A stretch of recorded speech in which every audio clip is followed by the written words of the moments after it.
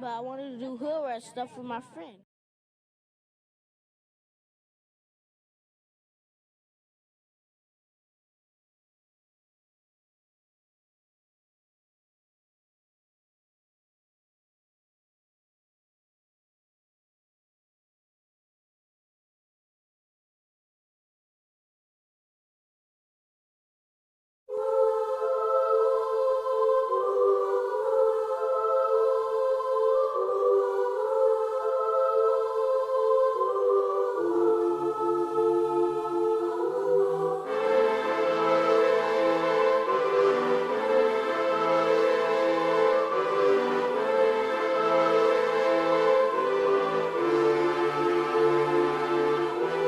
Hanging from a thread till you dead, cause your partner put a price on your head.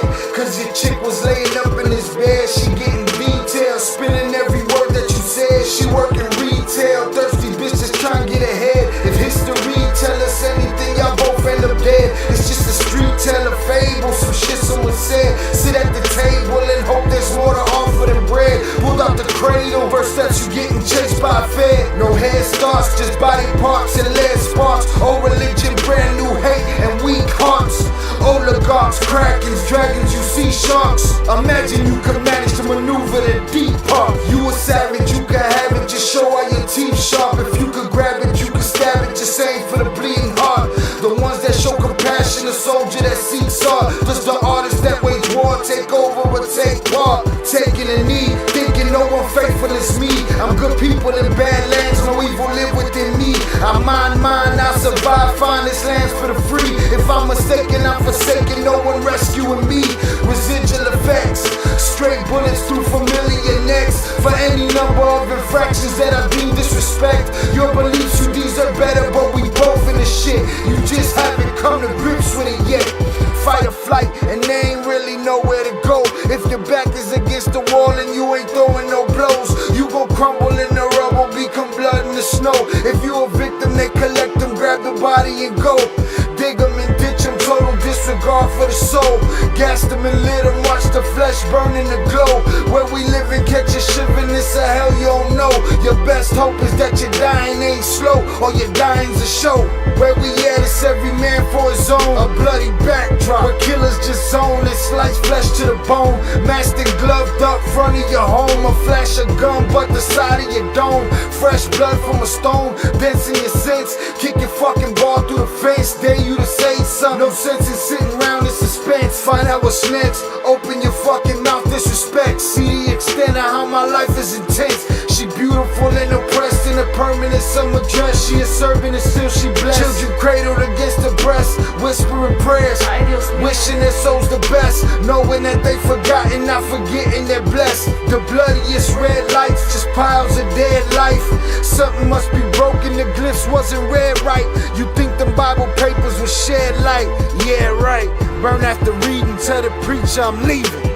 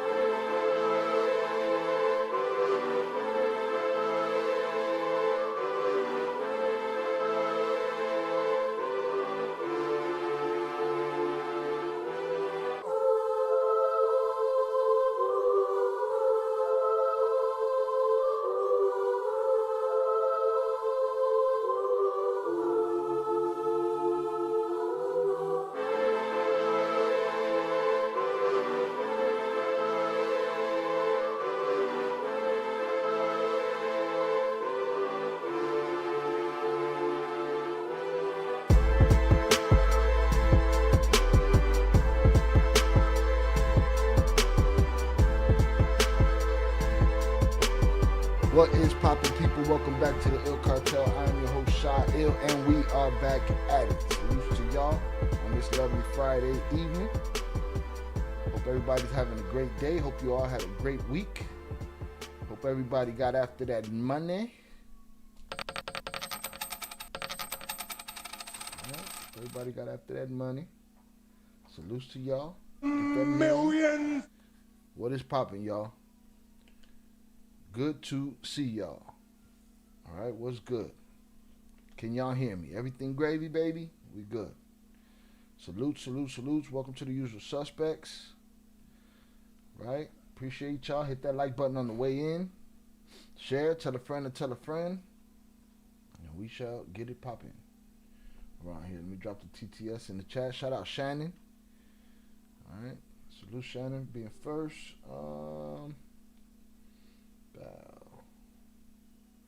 Switch that off. Salutes to y'all. Let me drop this TTS in here. Boom.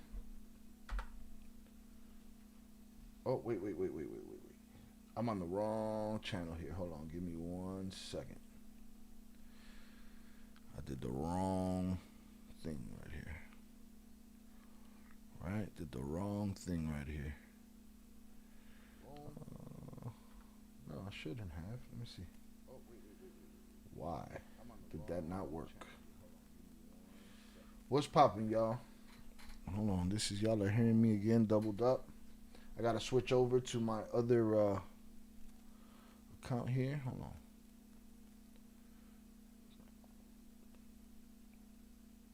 on. Boom. Let me pull this chat from right here. That was weird. Gave me the ill films chat rather than this one. So let's try this again. Copy that. Bow. A couple of things we're going to cover tonight. I'm going to get to them shortly. All right. And we're going to talk about a comment I just got. All right, we're going to talk about a comment that I just got. That shit's funny. Boom. I think we should be good now. Bow. Let me drop the TTS in here. Let me make sure this works. Boom. Bow. All right. TTS. That didn't do it, then I don't know what's going to do it. There we go. All right. Now we on. We on. What's popping, y'all? Hopefully everybody had a great week and got after that paper. And we're going to hang out and do hood rat stuff with our friends. All right? But I wanted to do hood rat stuff with my friend. All right, let me pin this to the top right here. Keep hitting the link down. All right. Again, shout out Shannon. Salutes, Tere. Appreciate you. Thank you for coming through. Lost it. There we go. Bow. Shout out Tere. All right. Salute Zamora. Happy Friday, mi fellow Ilusines. All right. Shout out to the Ilusines. Buenos nachos. Shout out Raven on the check-in. Salutes to you. Appreciate you. Thank you for being here. Shout out Snicker Season. Shout out Ill Films. Was here for a minute. It's one of my alts. Ill Films. All right. Salutes to y'all. I appreciate y'all. Thank y'all for being here. We're going to hang out. We're going to let the notification go out. Get some more people up in here. See how that goes. I let the Discord know we here. Again, hope everybody had a great week getting that money. Millions. Right? It's snowy season around here. What else? Trader episode 3 dropped today. The reading of the book, The Trader by Annabelle Hernandez. The secret, what's it called? The Secret Diary of the Son of El Mayo. All right. We're on episode 3 of that. We dropped that today. We got some Ill Cartel news episodes out there that y'all can check out. Check out all our last uploads. Make sure you hit the like button on those and share. Tell a friend to tell a friend. Leave a comment. All right. Just got a comment a little while ago. Buddy told me that if I'm not from Sinaloa or I don't have family from Sinaloa that directly live in Sinaloa, that I should not be talking about nothing. He also told me that I was obviously funded by the hats. I was obviously funded. He clicked on one Il Cartel news story, right? And said, you're obviously funded by the Mayos, by the Maisa, by the hats. Well, if that's the case, they don't pay well. You know what I mean? But I already knew that. You know what I mean? All right? But it's foolish thinking, all right, from somebody very ignorant that don't know this channel and don't know that just like Democrats and Republicans, I don't give a fuck about either side of that war, all right, or any of these oppressors, all right? Miss me with the bullshit. Buddy came and told me I should shut up. I told dude he should mind his fucking business, all right? The same dude didn't go tell nobody else nothing. Go tell everybody else to mind their business. You didn't tell nobody else to mind their business. Talking to me and shit. Shout out Juan Quintero on the check-in. Appreciate you. Thank you for coming through. Salutes to you. All right. Again, hit that like button on the way in. A couple of things we're going to talk about tonight. We got Jose Luis Montenegro has another story from his sources that dig deeper into what happened between Ivan and El Panu and the brothers. Some of it sounds like it makes sense to me. Some of it sounds like bullshit. But we'll see.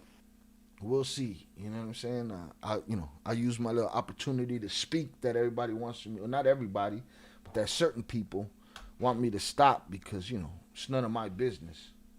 Go start a channel, Papa. You make your own videos. Then you talk about what's whose business. Fuck out of here. I'm funded. I'm funded by one side or the other. They pay like shit. All right, don't forget to hit that like button. I agree with that. Salutes. Shout out HG on the check-in. HG, we was going to come looking for your ass. We was going to put an APB out, all right? I was also going to put an APB out on Fernando, but he popped up in the Discord. Salutes to Fernando. Shout out APB out on Vernon Himes.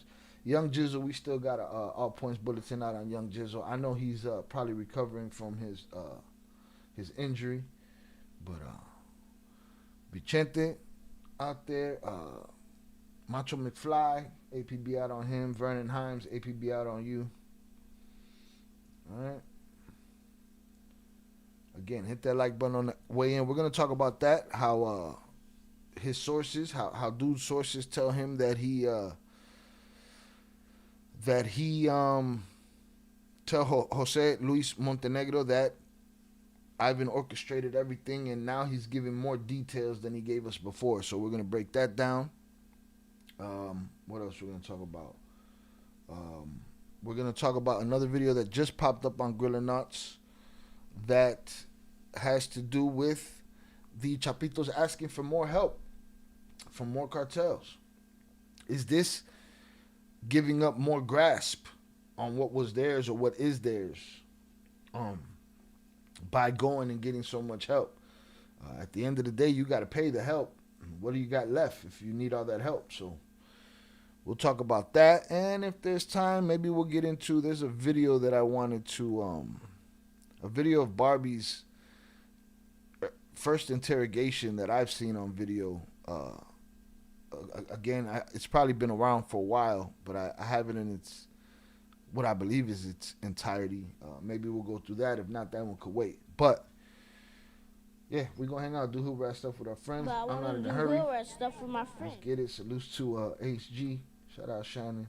Shout out Raven. I appreciate y'all for being here.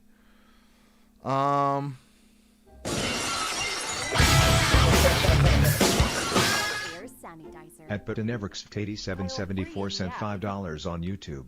Ivan did Panu in. Shout out Pete Never with the $5 super chat. Ivan did Panu in. All right, that's what Jose Luis Montenegro believes. All right, salute to you, sir. I appreciate you. That is absolutely what he believes, so we shall see. All right, we're about to get into that now. There is a AI English translation to this that's up, so I probably won't be translating it. I may speed it up a little bit. Because that AI does have spaces in between, but if it gets too problematic, I'll start translating or interpreting it myself. If I'm allowed, maybe I should go ask that commenter that said I should mind my business. Shout out, Raven. Great series, bro. I appreciate you, Raven. You can expect that every Friday at 5:30 p.m. Trader. I'll be reading and translating, reading the English translation of El Traidor and giving my thoughts on it as I read. We taking it back to how this channel started with series.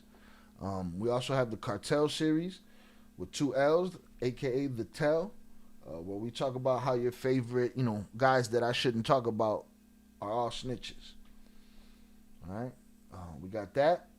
And then we got the Il Cartel News, which is stuff that we talk about here on the live streams that we cut into pieces and we throw over there, that we throw out as uploads after they're edited, for time and, to keep people entertained.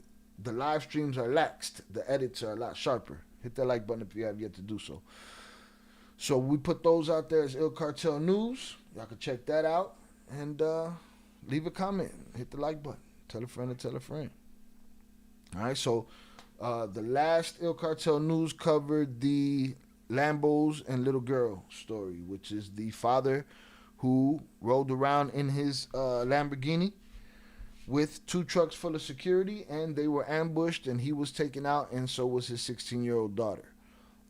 All the security was for nothing, and she was failed by everybody involved. We put that out yesterday, I think, Il Cartel News, so make sure you check that out. And what else? And before that, the last one we put out was the idea that Jose Luis Montenegro believes that El Panu was not in Mexico City for Ivan,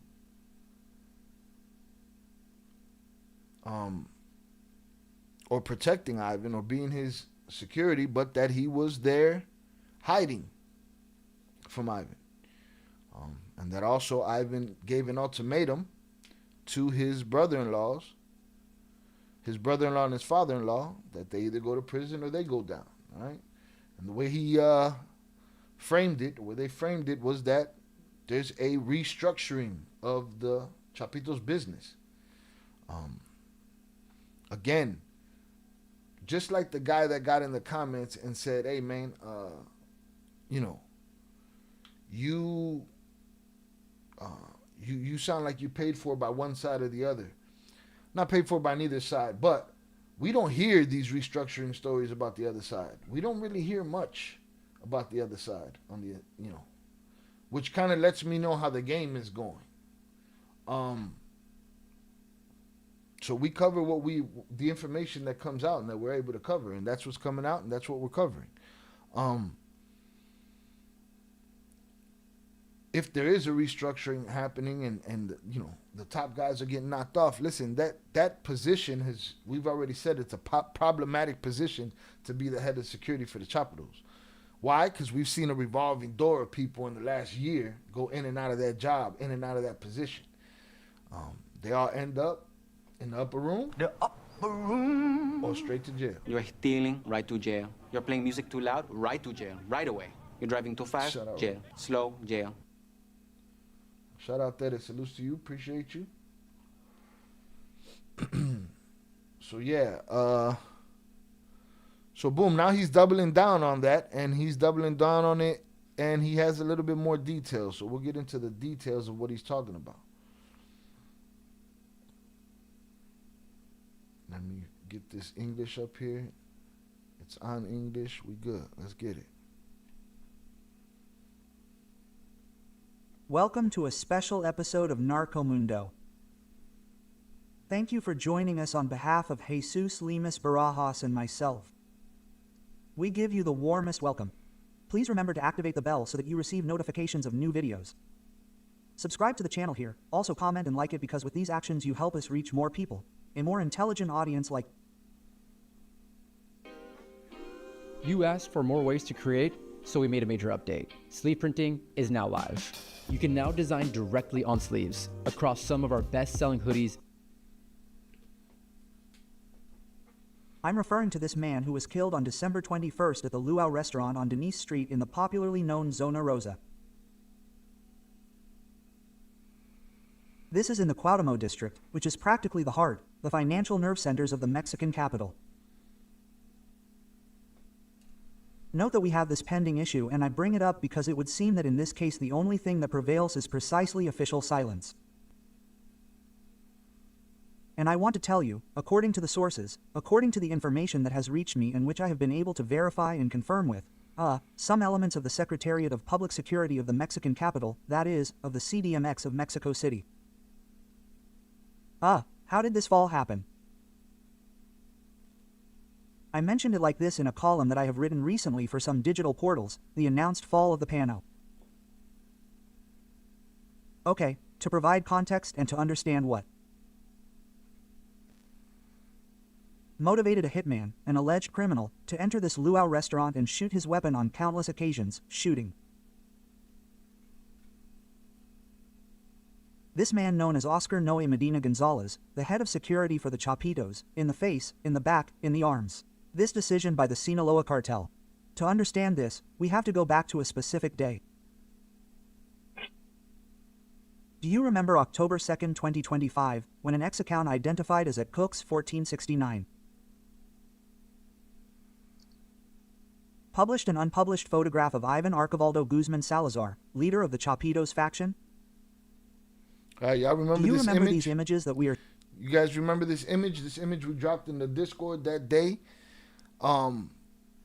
This was the only image that I saw that day. This was a supposed image of Ivan Archibaldo that was published on this channel.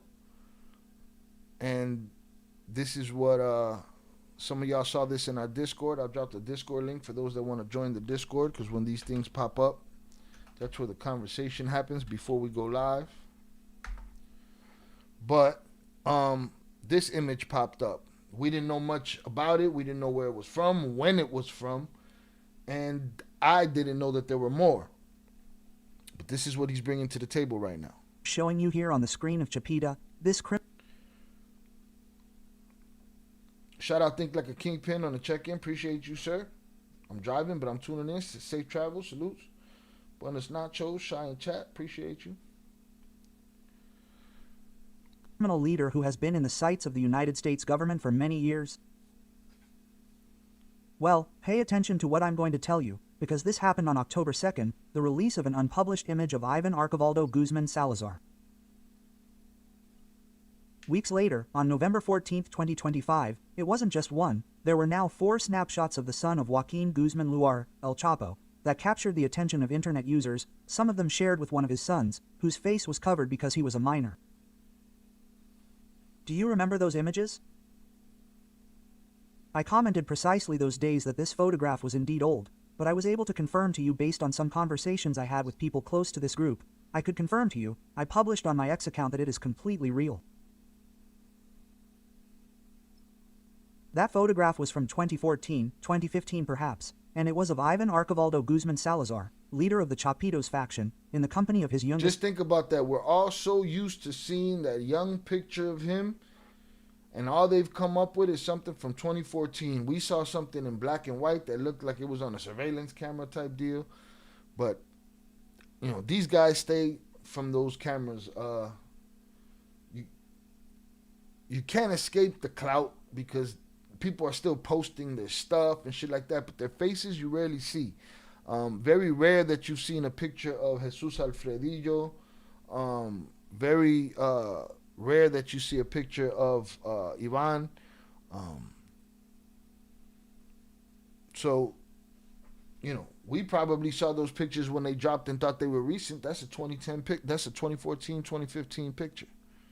Son, who is currently about to finish high school. Okay, so that means that the shorty... That's what I said at the time. The shorty that's in these images is actually graduating high school at this point. So he's a shorty in these pictures, but then he, you know...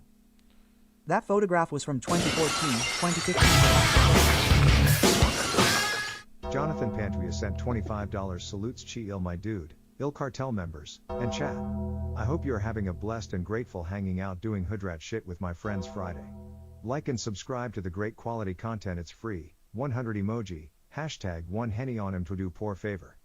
Shout out JP for the $25 power chat. Salute Shy, Ill My Dude, Ill Cartel members. In chat, I hope you're having a blessed and grateful hangout doing hood rat shit with your friends Friday. I wanted to do hood rat stuff with my friend. Like and subscribe to the great quality content. It's free, don't cost you a damn thing. Hashtag one henny, one Mountain Dew, por favor. Sorry, sir. There's only Coronas. All right, we only have 2 Coronas left. I'll take a look and see if there's another Mountain Dew hiding in the background, but we got 2 Coronas left, sir. All right, but salutes to JP for being here, up out of his ghillie suit and in the building. Salutes to him.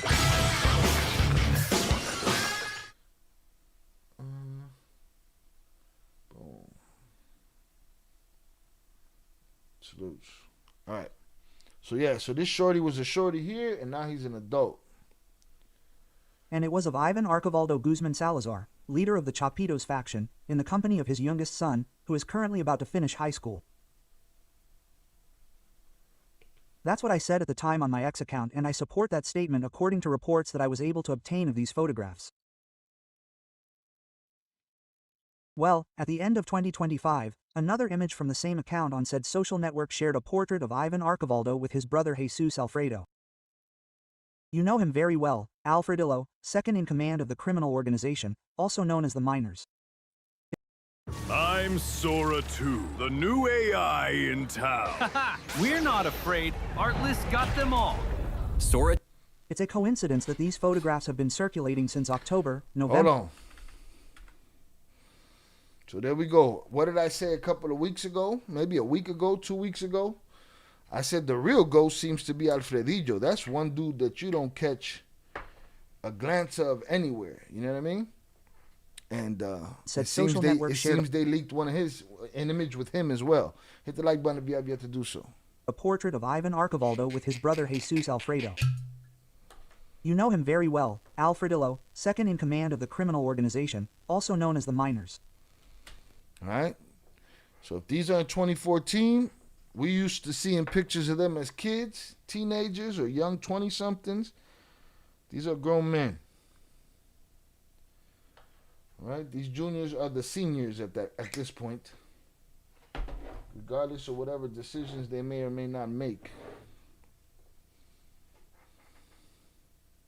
It's a coincidence that these photographs have been circulating since October, November, and by the end of 2025 more of the Chapitos continued to appear.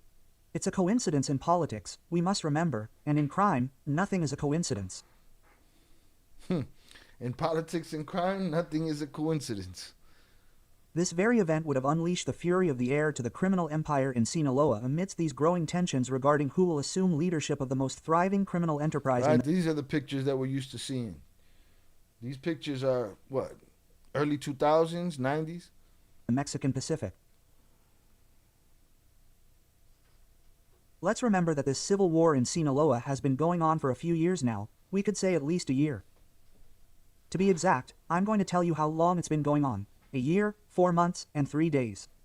Today, January 13th, we're recording this special episode, 1 year, 4 months, and 3 days into the internal war in the Sinaloa cartel between Chapos and Mayos.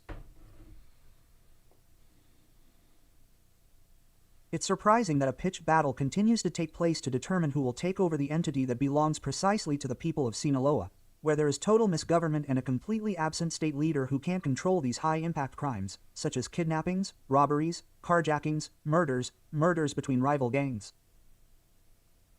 All right, a state leader that can't stop none of that. What's his name? Oye, y el Rocha. Y el Rocha. Bueno, y el Rocha. The consolidation of clandestine laboratories in the mountains. In other words, the battle is an uphill battle and the state and federal governments are having a hard time containing the violence in the state of Sinaloa. Let's not even talk about Michoacan, let alone other states that unfortunately continue under the yoke of the drug cartels. Well, to move forward with this explanation, I wanted to refer you to these photographs, which are important because it was precisely on September 9, 2024, when this war that I mentioned between Chapos and Mayos began, when these 4 factions with the greatest dominance in Sinaloa took up their weapons after this betrayal at the hands of Joaquin Guzman Lopez, carried out on July 25, 2024, when he handed over his godfather and former criminal Ismael Zambada Garcia to the United States government. At that time, 4 factions were fighting for control of the trafficking routes after this event. The war in Sinaloa is happening precisely on September 9th. As I was saying, May had fallen into disgrace. On one side were now the Chapitos, led by Ivan Archivaldo and Jesus Alfredo Guzman. On another faction, Aureliano Guzman Loa, along with his son Hasiel Abdiel Guzman Arajo, the Gabajo, a third faction made up of Ismael Zambadas and Kairos, the skinny guy, and a fourth led by Fausto Isidro Mesa, better known as El Chapo Isidro, with this Guasara cartel, who in the end would join forces to fight the first two, that is, the Chapitos and the Guanos, or as this faction is also known, GDG, Gente del Guano. Well, that's to give a bit of context, but it must be noted that these photographs, I insist, are not a thing, an act, or Jonathan Pantria sent $2 hashtag whatever the strongest beer you have hashtag poor favor hashtag shout out Batman hashtag prayers and blessings to him and his entire family hashtag same for my people in the chat hashtag may God bless y'all hashtag chi God bless you when you stand on the sun talking to God hashtag be careful snorting Oreos. Relax. All right, shout out JP for the $2 power chat. Hashtags all around. Whatever the strongest beer you have, hashtag por favor, hashtag shout out Batman, salutes to Batman. Hashtag prayers and blessings to him and his entire family. Hashtag same for you, my people in the chat. Hashtag may God bless y'all. Hashtag shy God bless you when you stand on the sun talking to God. Hashtag be careful snorting Oreos. All right. For those that don't know, I like Oreos. I do lines. All right. Hit the like button, y'all. Let's get it. Shout out JP. Since the day the war against Chapos began, are not a thing, an act, or give a bit of context, but it must be noted that these photographs, I insist, are not a thing, an act, or random action. Since the day the war against Chapos began, or rather between Chapos and Mayos for territorial control of Sinaloa, high-profile figures have fallen, such as Joaquin Guzman Lopez himself, who surrendered to Guerrero Moreno, Ismael Mayo Zambada, who was surrendered, kidnapped, extracted, however you want to see it, although also hitmen such as Jose Angel Kenobi Insinelgero, who was extradited, Kevin Gil Acosta, who was also extradited, Juan Carlos... Yeah, this guy, remember, when they started, and not extradited, when they started expelling people, they started expelling these guys right away, right after they was getting hit. This guy got expelled right after he was locked up, sent to the United States. Felix Gastelum, Chavo Felix, Mayo Zambada's son-in-law, who has also been extradited, Jorge Humberto Figueroa Benitez. You may remember this man known as La Paris. La Paris, unalived, all right, supposedly betrayed by his own. The Chapitos also held the position that Panu held. Someone else that Jose Luis Montenegro is alleging was betrayed by the Chapitos. Who was killed in a confrontation in Abelardo with elements of the army. Nestor Isidro Perez Sala, who people say was betrayed by the Chapitos and put in jail. You're stealing, right to jail. You're playing music too loud, right to jail, right away. You're driving too fast, jail. Slow, jail. El Nini, and Fernando Perez Medina, LPG, both already extradited to the United States, as well as Pablo Edwin Huerta Nuño, El Flaquito, and the most recent, Pedro Insunza Noriega in Sagittario, in custody. And Oscar Noe Medina Gonzalez. He looks much younger here. This is El Sagittario. This is the guy that they just took that we covered. That is El Señor de la Silla, the man of the chair. This guy's in a wheelchair. Supposedly there was a beef with one of Chapo's guys and he got put in a wheelchair, which is crazy.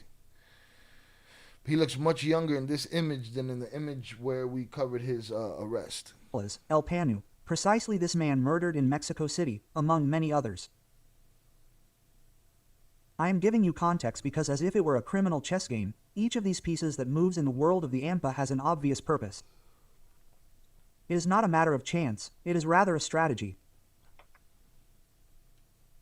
And it should be noted that, during the first weeks of the civil war in Sinaloa, one of the casualties that most impacted society was precisely that of the singer Alan Samudio, who, according to some audios already released on X, allegedly by his mother, was the nephew-in-law of Oscar Noe Medina Gonzalez, El Pano. This guy has a lot to do with this theory. This is Alan Zamudio, supposedly somebody that wasn't in the rackets, but who had family that were either connected, maybe his father or maybe they was cheerleaders, I don't know. But supposedly by marriage, El Panu was his uncle. And when this young man came up dead, El Panu, his mother, put out a message to El Panu that we covered here, a very cold message in which she said that her son, that she hopes that Panu's listening, but that her son had more loyalty than he has. Samudi's body, as you will recall very well, was found under a bridge on the Benito Juarez bypass.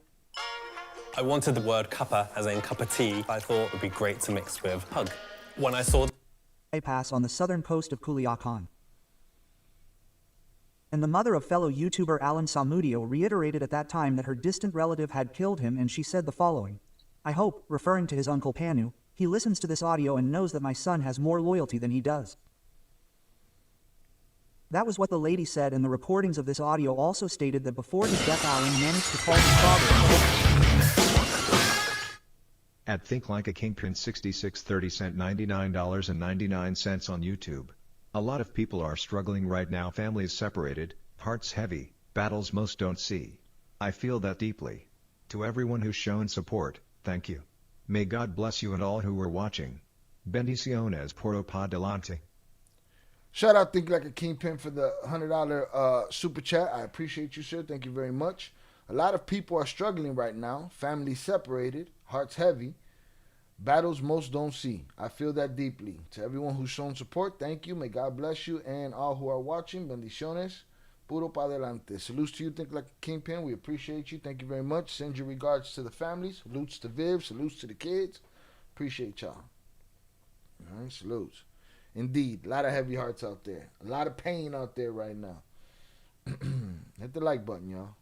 Again, thank you very much. I appreciate you. Shout out Velez on the check-in. Saludos, plebada. Saca la bolsota. What's poppin', sir? Welcome. No mommy's wait. No mommy's wait. Again, salutes Think Like a Kingpin. Salutes to the fam. And let's keep that pinned up there for a little bit. Wow. Told him that they had attacked him twice. That is to say, that That was what the lady said, and the recordings of fellow YouTuber Alan Samudio reiterated at that time that her distant relative had killed him, and she said the following: I hope, referring to his uncle Panu, he listens to this audio and knows that my son has more loyalty than he does. That was what the lady said, and the recordings of this audio also stated that before his death Alan managed to call his father and told him that they had attacked him twice. That is to say, that elements presumably from Panu, that is to say, from Chapitos, had arrived at his house. So that was slow. That kid was running for his life. He said they attacked him twice. He managed to get a call out. Quickly went over there. It's very close to the house, the mother said, like 3 blocks away. And when she arrived, she described a car with its lights on and other vehicles with only armed people.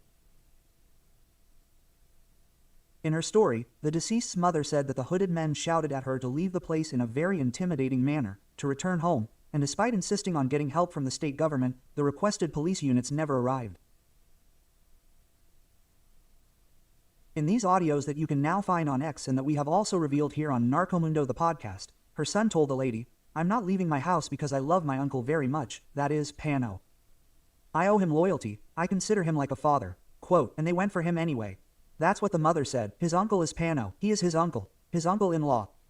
All right, so he's saying that the kid managed to get a call. He was being attacked. She ran over there.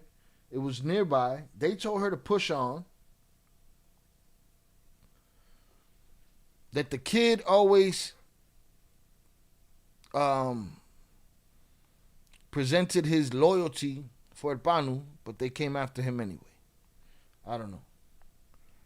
And just look at something very interesting that I'm going to tell you.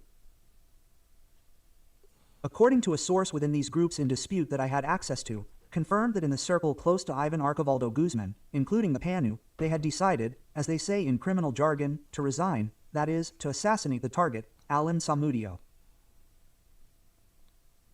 In other words, one of the main reasons that this informant said for this investigation is that the father of Alan Samudio, of this influencer, was wearing the Maiza shirt, as he said.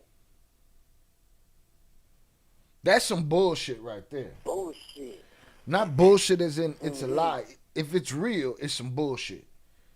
You know? The kid's father wore a Maisa shirt, so Ivan greenlit the kid.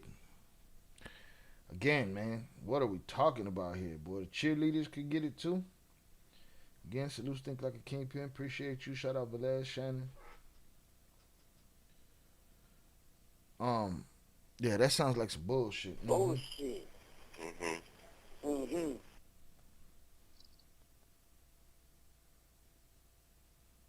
And we know that no matter how loyal Alan was to Mr. Ivan, the current Oxyso, Alan would have preferred his family. This person with whom I was able to speak told me that the Panu was not so much in agreement with assassinating Alan and that also... Okay, so his informant, his source says that Panu was not happy with them greenlighting that kid. That could be a cause of tension. That could be a cause of a split. That could be, the mother said, Panu, my son has more loyalty than you. Excuse me. Maybe he had no hand, no say so in it, and got outvoted. Shout out Pete Never. He done that shit before. That's crazy. Motherfucker wear a shirt. Just wore a shirt. And again, what's the connection? If Panu's the connection, Panu, you running around, you at a family function, you outing people, like, I don't know, this shit just all weird to me, bro.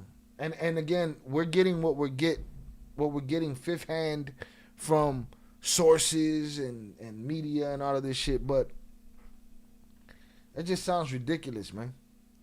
Oh, that kid's father's a sympathizer. Smoke the kid. Also caused a break with Oscar Noe Medina Gonzalez within. So supposedly, in this theory and in this informant's theory, is that Panu disagreed with them greenlighting Alan Zamudio. Chapito's organization. And here we have to be clear, because according to the criminal logic of some groups, including the Chapitos, in this specific case, Ivan Archivaldo had the idea of killing anyone close or not, even handing over anyone close or not, who could be suspicious or trying to weaken the organization that he presides over from within. So what is that? So if he disagrees with him putting that green light, is that him weakening the organization? Evidently, you're not on my side.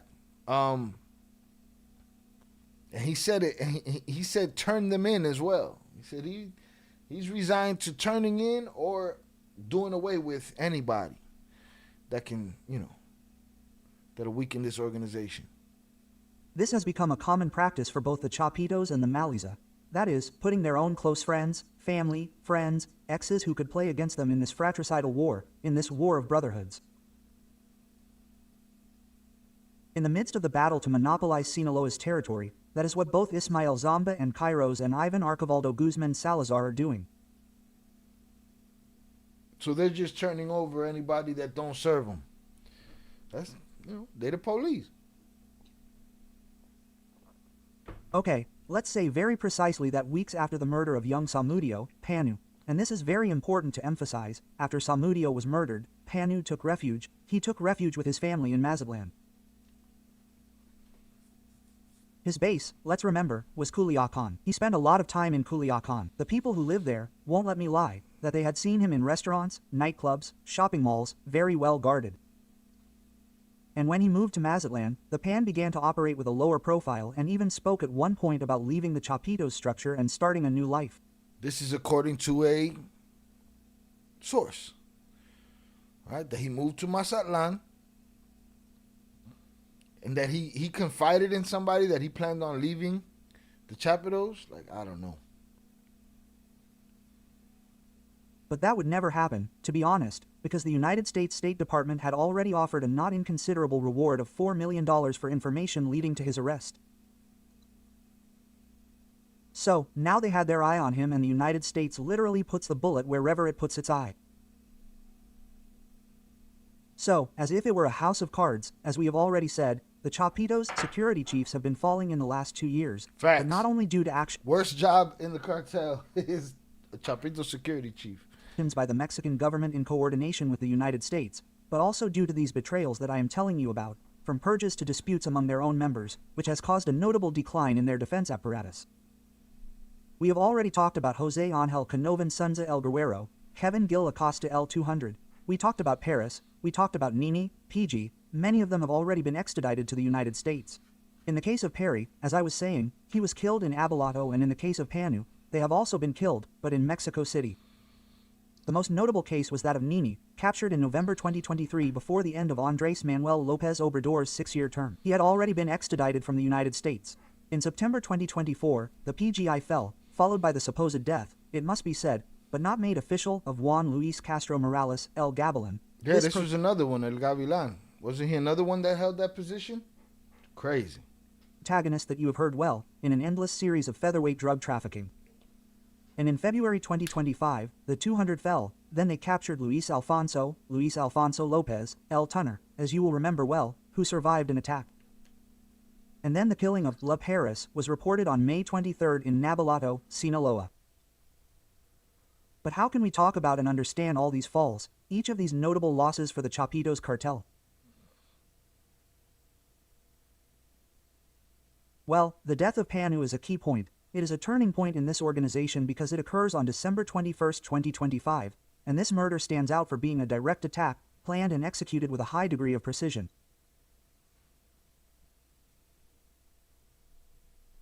Despite the fact that the authorities have said and described this murder as calculated, the official report from the Attorney General's Office of Mexico City is very brief, very empty, and very brief in its investigations.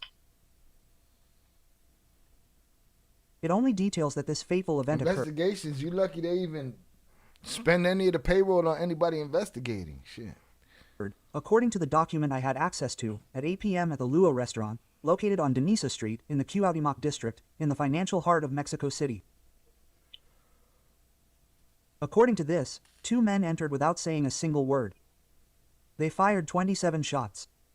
Imagine, according to these spent shells in the establishment. Some of the shots already ended. That's the first I've heard of 2 men. Okay, again, we usually aren't around when the official story finally comes. We get our information, you know, after the event happens, and then the official story has time to get their ghostwriters in there to write that shit. And that's what they came up with, 2 people. We never heard of 2 people. We only saw one on that camera, and he was cool as a cucumber. All right?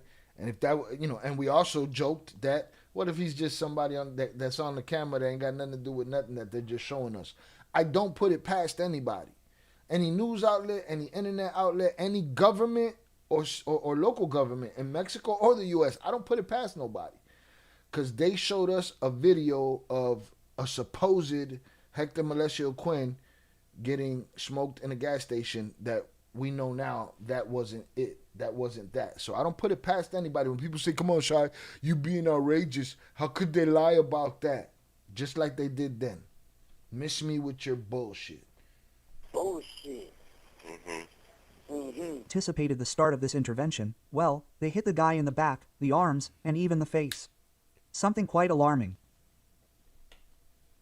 And considering such an important role, and this is something I would like you and I to dwell on, if the role of the Pano was so important within the Chapitos organization, it would be worth asking why did he walk around comfortably and without bodyguards in Mexico City? It would also be worth clarifying who provided local or federal protection to the capo so that he could go unnoticed in the city. That's the question, man. Why was he so comfortable in Mexico City? Because he's a gangster? Because he's a Chapito? Or because he was helping the United States government? Or because he thought that nobody knew where he was? Or why was he so comfortable walking around like that? Why are you so comfortable sitting with your mama in a restaurant if indeed he was with his mother and his wife? Hit the like button if you have yet to do so. But if we want to be more incisive, we should question whether the United States referred to and offered a reward of up to $4 million for the capo. Why did the federal authorities not follow up more closely on the activities of this drug trafficker? And if we ask ourselves this about the United States, we would have to go back to the first 2 questions, right? Why did he walk around comfortably and who provided local or federal protection to this capo? It is interesting. I mean, these are questions that when this event occurred, fellow journalists and some serious security analysts were asking themselves precisely this. Why was a drug lord of that stature walking around comfortably in Mexico City without anyone telling him absolutely anything? There is a theory and a very strong hypothesis that I have been publishing in the media, and I want to share it with you because it is one of the most emphatic versions that I have been able to find regarding the Panu assassination, according to the version of an informant. See, he's saying he's taking claim to it. I wrote about this shit. Shout out JP. This JP shot right here. You know, to people that tell me, oh, mind your business, whatever, whoop-de-whoop, man, miss me with the bullshit, man. Everybody got their opinion, and they gonna say it. I'm gonna say mine. Fuck out of here. And from the Sinaloa cartel. This is his theory. He told this man I was able to talk to precisely that the attack was indeed a planned attack, and he argued the man he says he talked to, that's his informant, that it was planned, but it was not two hitmen as the Mexico City government claimed, but rather it was one person. And why one person? Because one person knew what he was doing, that's what he said. No one took him and he did not flee with anyone. In other words, the myth or theory of the lone assassin. That is something very common that happens in politics and crime when they try to leave the least possible traces in a case that could be difficult for the Attorney General of Mexico City in this case. It seems like a conspiracy theory or conspiratorial, but sometimes according to this character it is the most praiseworthy or feasible version to be able to orchestrate this type of coup internally in an organization like the Sinaloa cartel. Shout out Pete Never. We about to get to that, Pete. I heard somewhere Ivan was supposed to meet up with Panu but didn't show. The way he was able to move around, as far as Zamora says, is because there's no cartel presence like everywhere else. But here's my thing, though. Here's my thing about that, Zamora. This isn't just regular cartel presence. This is you're a hunted man in the midst of a war. There are no lengths too far. No, you know what I'm saying? Yeah, he might not just get ran into, but you sitting around like that in a place all chill like that, I don't know, bro. There's motorcycle gangs like, yeah, but I think you're missing what I'm saying. Yeah, it's cool. I could see some regular cartel guys not running into each other, but if you are the hunted, bro, that has hunted other people, there's no comfort place like that. You know what I'm saying? I don't know. It is what it is. Theory or conspiratorial. But sometimes, according to this character, it is the most praiseworthy or feasible version. So he said that his informant told him, dude went and did it by himself because he was a professional, and you know, no witnesses if he went and did it by himself. You know what I mean? So we'll see. And to be able to orchestrate this type of coup internally in an organization like the Sinaloa cartel. That is what he said. The attack was planned. It was not two hitmen. It was precisely one who orchestrated this attack who was ordered to go get the bread. According to the interviewee, the bread had been in CDMX for weeks, I would say months. That is what he said. It had not been... The bread is el Panu. That's AI picking up Panu as pan. Bread. So he's saying the informant said he was there for weeks. I'm just clarifying because somebody's in the comments talking about, Shai, where the fuck are you repeating it? I'm just clarifying for the AI voice. And we also talked about that. Was he there that weekend? Did he show up the day before? Was he there 2 weeks? All right. This guy says he was there for weeks, maybe months. There for even 1 or 2 days. It had not been there for weeks. Wait, he got to make up his mind. Which one is it? Who was ordered to go get the bread. According to the interviewee, the bread had been in CDMX for weeks, I would say months. That is what he said. It had not been there for even 1 or 2 days. It had not been there for weeks. What I was referring to is that the Panu already wanted to make a new life, wanted to make a notable distance from the Chapito's organization. First he moved from Culiacan to Mazatlan and then he fled to the capital. He did not report it. Sometimes he would say that he was going back and forth to Durango to see his mother, which was a lie.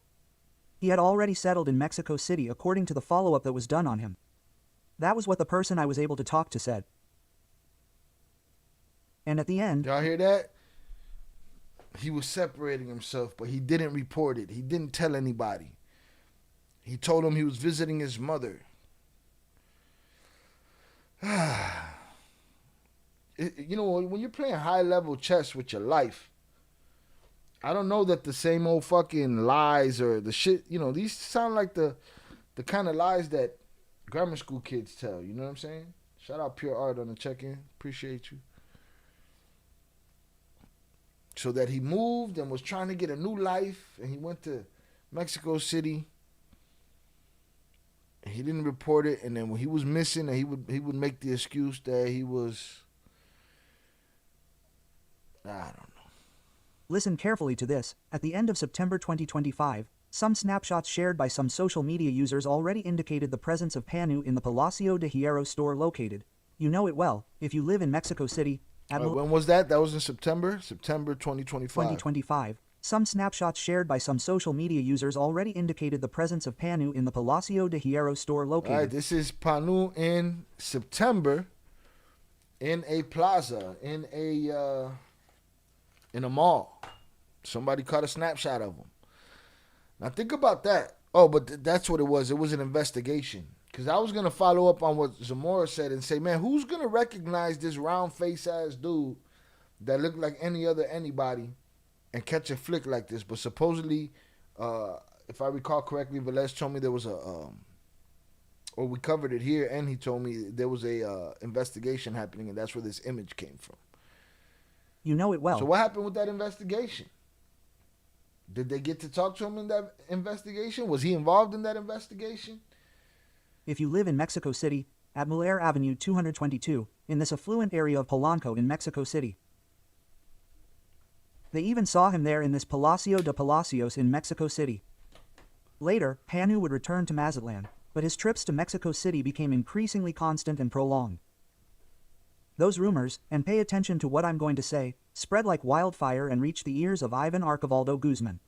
The war at that time, September 2025, was already beginning, and the then head of security for Chapitos was already beginning to suspect that his boss, Chapito, had fallen. And just look at the timeline, because we were talking about the murder. One of the first murders that occurred in this war in Sinaloa was precisely that of singer Alan Zamudio, who is Panu's nephew-in-law. And when that event occurred, at the end of September 2025, well, Panu had already moved from Culiacan to Mazatlan and was already beginning to visit Mexico City frequently due to this suspicion that Ivan Archibaldo Guzman Salazar could fall at some point. That is the version that has been shared with me. It is... So what he thought he was, hey man, he's gonna fall apart. This is early then, right? Early in the war. He already had what happened to his nephew-in-law. And he starts distancing himself. So he didn't really have the job at that point anymore. He was already making his move, I guess, according to this informant or source that Jose Luis Montenegro got. The version that this informant details regarding the death, let's say, not death, but rather the treacherous murder of Oscar Noe Medina Gonzalez, better known as Panu. Well, when Panu finally settled in Mexico City, it began flirting with Mexican and North American authorities. That's the reality. All right, now he's saying he was making a deal. Now he's saying he was making a deal with Mexican and American authorities during his time in Mexico City. I mean, if we've been following these stories, ain't that the in case of emergency break glass, this is how we can save our lives scenario. Didn't work out for Buddy. He was chilling.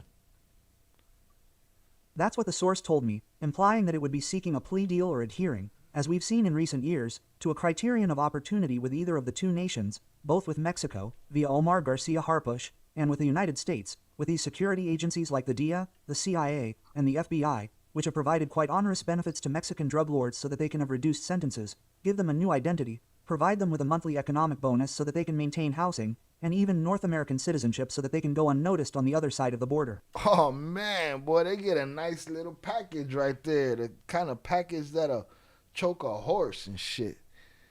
Damn. They got a nice little package there, huh? They get housing and all of that shit, huh? In exchange for what? Well, that they expose the entire political criminal network that currently has Mexico on edge. Mexicans are not concerned about whether the United States is going to invade or carry out covert or targeted operations by air, land, or sea against the drug cartels and their prominent leaders, such as Ivan Archibaldo Guzman Salazar, Jesus Alfredo Guzman Salazar, Ismael Zambasi himself, and Kairos Almeida Flaco. They are even talking about capturing Nemesio Seguera Cervantes, known as El Mencho. So, in that vein, Oscar Noe Medina Gonzalez had already settled, I repeat, in Mexico City and was flirting with Mexican and North American authorities. He was unable to sign any plea agreement, but what was known is that Ivan Archibaldo, according to this source, found out about Oscar Noe's negotiations with the North American authorities. The source told me, I'm going to tell you something very clearly. It's one thing to arrest the boss of the plaza and another to turn in a profile like his, like Oscar's. Oscar, I'm still reading part of what he told me. He knew a lot about Archibaldo and it could have been his death sentence. So what should one do to prevent him from talking? You give him his resignation and without a witness there is no crime. That's what this man said. The person, let's remember, who summoned Panu on December 21, 2025, to the Luau restaurant on Nisa Street, in this pink zone, claimed that he would meet with a high-ranking member of the cartel. And this is something very interesting because what I'm telling you is that the person who summoned Panu on December 21 to the Luau restaurant told him that he was going to go with a high-ranking member of the cartel. I have argued that on that day, Panu, on December 21, 2025, was most likely going to meet with Ivan Archibaldo Guzman Salazar, El Chapito. It's not by chance. What I'm saying, you might think it's an occurrence or something very crazy, but do you remember the first Culiacanazo, that event where the Mexican army, the National Guard momentarily... Hold on, man. He's saying that Ivan lured him there. That Ivan lured Panu there, according to this informant, that Ivan was going to meet him there. Ivan was going to see him there. I don't know how much I believe that. Shout out IB on the check-in. Salutes. Let me run through the chat real quick. Shout out JP. May God bless you and your entire family, Batman. You always show love and bless us when you come through. Prayers and thoughts to you guys. I still got to clap Robin, who's ducking the claps. Salutes, JP. All right. I heard somewhere Ivan was supposed to meet up with Panu but didn't show. Here's the only reason. Who was with... According to what the quote-unquote official story told us, his mother was with him. His wife was with him. I don't know that he's doing all of that to meet with Ivan. I don't know. Captured Ovidio Guzman Lopez. But I'm saying, you might think it's an occurrence or something very crazy, but do you remember the first Culiacanazo, that event where the Mexican army, the National Guard momentarily captured Ovidio Guzman Lopez, the mouse, and then released him? And when they released Ovidio Guzman, one of the heads of the Chapitos cartel, what did Ovidio Guzman Lopez do? He holed up in Mexico City for many months. He was there. They saw him walking in Polanco. They saw him in Los Lomas. And there you go, Zamora. He's saying, when after the Culiacanazo, Ovidio went and he hung out in Mexico City. And everybody knew he was there. Again, not a high cartel concentration, but them big boys go over there. Them big boys go over there to duck, to chill, whatever. I don't know that it's a chill situation. And even in Park Delta, this shopping center where he enjoyed tasting cheesecakes at this popular Cheesecake Factory restaurant. So, it's not by chance that the Chapitos cartel, as I have maintained and discussed on many occasions here on the Narcomundo podcast and in other spaces where I'm invited, is that the Chapitos have a large operations center. I've said it. In Mexico City, they have large drug warehouses. In the Mexican capital, they occupy the central supply to move the drugs from one side. And that right there goes completely against the idea that there's no movement over there. There's movement. To the other and distribute them from north to south, east to west in Mexico City and the state of Mexico. The Chapitos have houses that they go to in the wealthiest areas, and they reserve the best tables for them in the most renowned and high-class or exclusive nightclubs. Let's put it that way, in Bosques de los Lomas, in Santa Fe, in Arcos Bosques, in Polanco. In other words, there is a nightlife, there is a social life that they have in these high-class areas of the Mexican capital. The Luau restaurant is not exactly the most luxurious, but it is in an area where a lot of people pass through, where a lot of people from different social classes pass through, let's say. There are people... Shout out Ivy. If the Cheesecake Factory ain't safe, nowhere is. Come on, miss me with the bullshit. And again, we've been told that Zona Rosa has an aspect of a boys' town aspect to it. And it doesn't matter where you at, man. It matters who's coming to get you. So, yeah, Cheesecake Factory's out the game, boy. You get caught up. They on some yippee-ki-yay. Motherfucker. People who are just out for a walk. There are people who just go for a coffee, or people who like slightly more expensive restaurants, so to speak, and who can afford to stop by. Unnoticed in all this wave of concrete that is Mexico City, and even more so in the Zona Rosa, which is very diverse.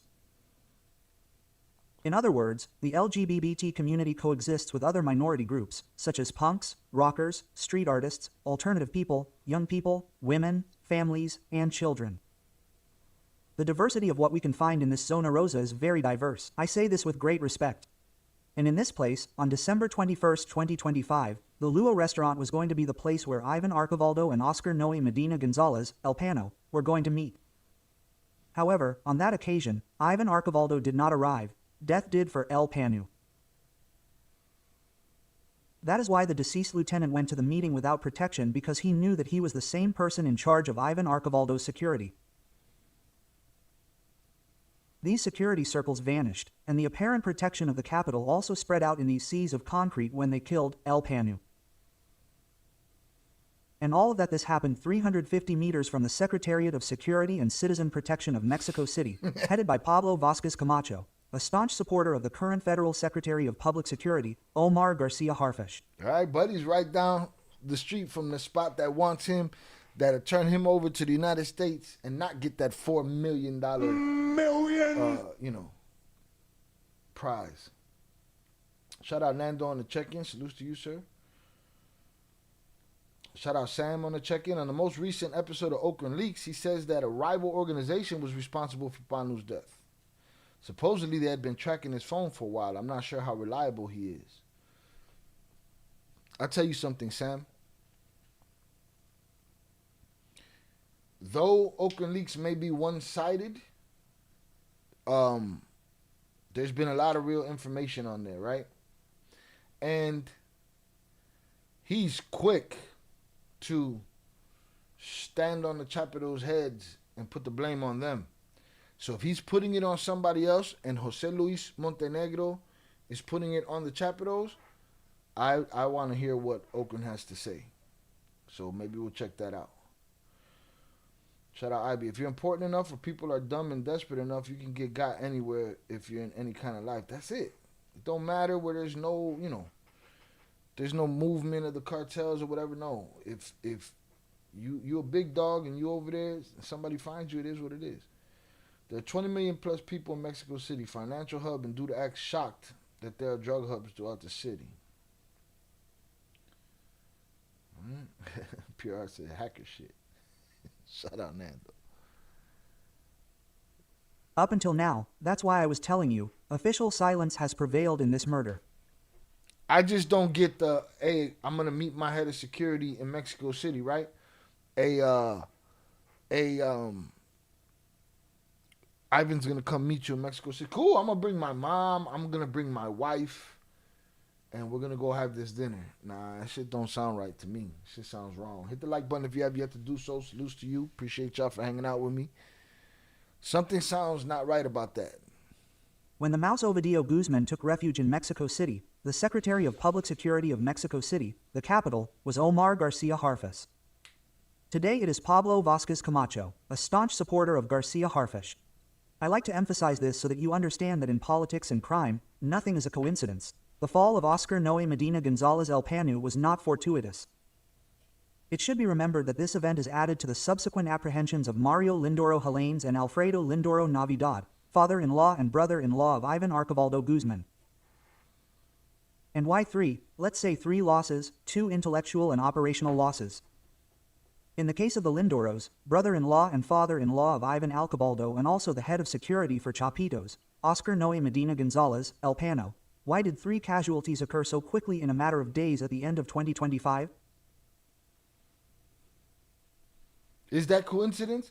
Is it coincidence that the Lindoros get popped off and Panu gets done, within hours or days of each other, short amount of days of each other? Well, according to the source, and this is another exclusive piece of information that I have been able to confirm through these sources, the 3 men, Oscar Noe Medina Gonzalez, Alfredo Lindoro Navidad, and Mario Lindoro Helanes, would be involved not only in seeking agreements with the government of Mexico and the United States, but also in the It's about time I made Marvel Rivals the most hero-packed shooter ever, but first some hot redheaders trying to blast my ass if you know. dissemination of images of not only in seeking agreements with the government of Mexico and the United States, but also in the dissemination of images of Ivan Archibaldo that circulated on social media during the last quarter of 2025. I don't want to go from one group to another, but you remember that we started talking about these photographs on the account of X identified as Crooks1469. Well, this closes the circle because these 3 men, both the Lindoros, father and son or brother-in-law and father-in-law, however you want to see it, and the head of security for Chapitos, El Panu, were those who somehow tried to put a 4 on him. Try to set him up. There goes Archibaldo Guzman with the dissemination of these images that are old, but they are not that old, and that the United States government could be using to capture Chapito Guzman Salazar. So he's feeling like those pictures that leaked to that website were used by either all 3 or, he couldn't figure out who it was, and that's how they fell out of his good graces. It was over those images. This is what I believe from interpreting this AI translation of Jose Luis Montenegro, is what he says or what his source says is happening. Omar and everyone associated to him are connected to the cartel, but we give Peña Nieto, Calderon, and Fox plausible deniability. Well, Omar's father was, for sure plugged, and he held the same position. So, it's not only all possible, it's probably all real. They were given an easy way out. That was what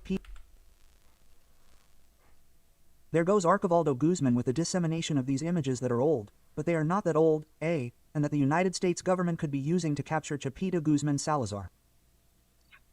They were given an easy way out. That was what the source I was able to consult said. They were given an easy way out, referring to Chapito Guzman Salazar's father-in-law and brother-in-law. They wanted to betray Ivan and they were put there. As they say in criminal slang, referring to the fact that they gave the authorities the location of the Lindoros. So supposedly his father-in-law and brother-in-law were going to set him up. So then why put them in prison and not end them? If they were going to go to prison and talk on you anyway.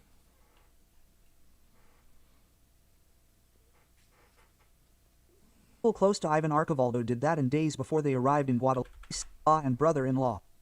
They wanted to betray Ivan and they were put there. As they say in criminal slang, referring to the fact that they gave the authorities the location of the Lindoros. People close to Ivan Archibaldo did that in days before they arrived in Guadalajara, because they had left Culiacan, where they were hiding. The federal authorities arrived just when they were just settling in the so-called Pearl of the West.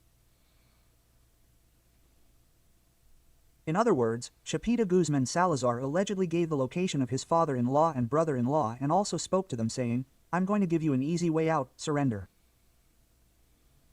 Or it is practically dying on the battlefield because I already found out that they are betraying me by spreading these images on social media. That was what Ivan Archibaldo told them as an ultimatum. They heeded that request. They knew they were... If their original option was to make a deal, he basically told them, go make the deal then. If he's telling them that's the ultimatum, turn yourself in. I don't know. Going to be captured. They knew they were going to be captured. They heeded that request. They knew they were going to be captured. That is why, in order not to cause scandals or create a more tense environment in Culiacan, they moved from Culiacan to Guadalajara, and practically when they were already in this house, in this place, they were threatened and taken to the prison in Jalisco, in this so-called Pearl of the West. I am going to repeat the phrase with which I began this special episode of the podcast. Coincidence in politics and crime, nothing, absolutely nothing is coincidence. The fall of the Panu was not a coincidence. The treacherous assassination of the Panu in this way was not a coincidence. The fall of Mario Lindoro Helanes and Alfredo Lindoro Navidad were not isolated events. Sometimes it is not about Mexican or North American intelligence. In many cases it is precisely a criminal rearrangement. It is a restructuring of forces and even betrayals among their own groups or their own elements because they no longer fit or because they no longer serve the interests of these leaders of international drug trafficking. That is what I wanted to share with you in this story that you can find on my social networks, the announced fall of Panu. Follow me on at Montenegro Luis. I am like this on all social networks. All right, shout out Jose Luis Montenegro for his theory from his sources. Let's see. At this point, the Maitos are winning the war, shutting up podcasters, controlling the narrative. Sounds like the Maitos are the ones plugged with the government, which is contrary to everything these reporters have always said. I will say this. Again, I had somebody earlier. He's still talking shit in the comments. He ain't in the live stream, though, talking shit. And he was like, this is not something for you to talk about if you don't got people in Sinaloa, blah, blah, blah, blah, blah. And he said that I was funded. I was obviously funded by the Mayos. And I was like, they don't pay well, you know what I mean? But my point in that argument is, and my point in saying that is, I'm covering what's happening out there, and I ain't hearing shit about the power structure or the Mayos looking for help or this or that. I'm reporting on what I'm hearing about. You know what I'm saying? I'm speaking on what I'm hearing about. And you're right. It seems like they've shut, and it seems like the government is on the, that's what it all seemed like all of this time. All right? That's what it seemed like since the beginning of this war. And again, we're about to cover what seems to be Grilonautas saying that the Chapitos went looking for more help. If that's the case, how much of your organization is still yours? Shout out Sam Okran also said that on the day Panu was killed, they took a picture of him in the restaurant and sent it to the leader of the organization who ordered the hit after confirming it was him. We need to go check that video out. Let me go look for that video. If it's on YouTube. I don't know if it's on YouTube or if it's on the Patreon or where it's at. But let me go see what he's talking about. Hopefully he got a translator on there. The Delhi guy. Boom, the life of Panu, latest news. Is that the... Well, hold on. I don't want to step on this shit. Shout out Sam. Sam, you said in the latest one, like the one 19 minutes ago? Goddamn, Sam, you breaking news. Papa, salutes to you. I appreciate you. Shit. He's in they shit, boy. I'm in your bubble. I'm in your bubble. Shout out Fernando for the Venmo. I appreciate you, sir. Thank you.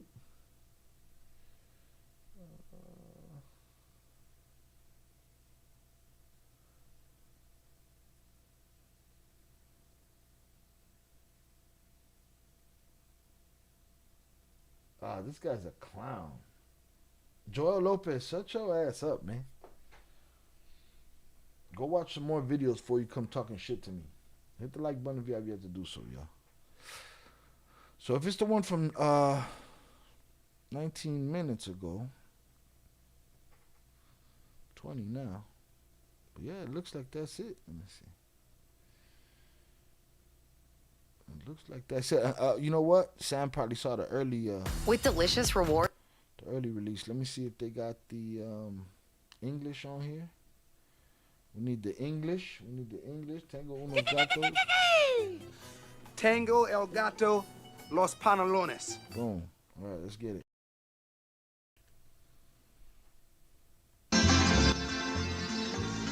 Mexico City.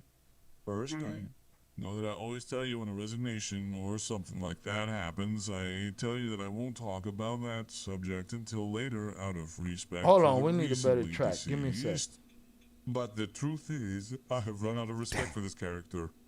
I'm talking about his life, not his... All right. I don't know what I don't know what voice he chose for his AI, but the shit sound like Rocky Balboa in '78 and Rocky 1 and shit. But let's get it. Let's see what he's talking about. It's just a preview anyway, so let's see if we get the gist of it. Grand leaks. With great modesty, I tell you that this is the most anticipated episode since the night of December 21, 2025. And if you didn't catch this episode, it's about the Panu or Panucho. Oh, on December 21, he resigned at a His fucking voice is horrible.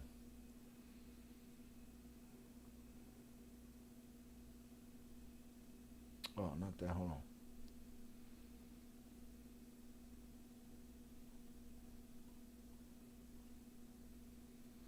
Yeah, bitch.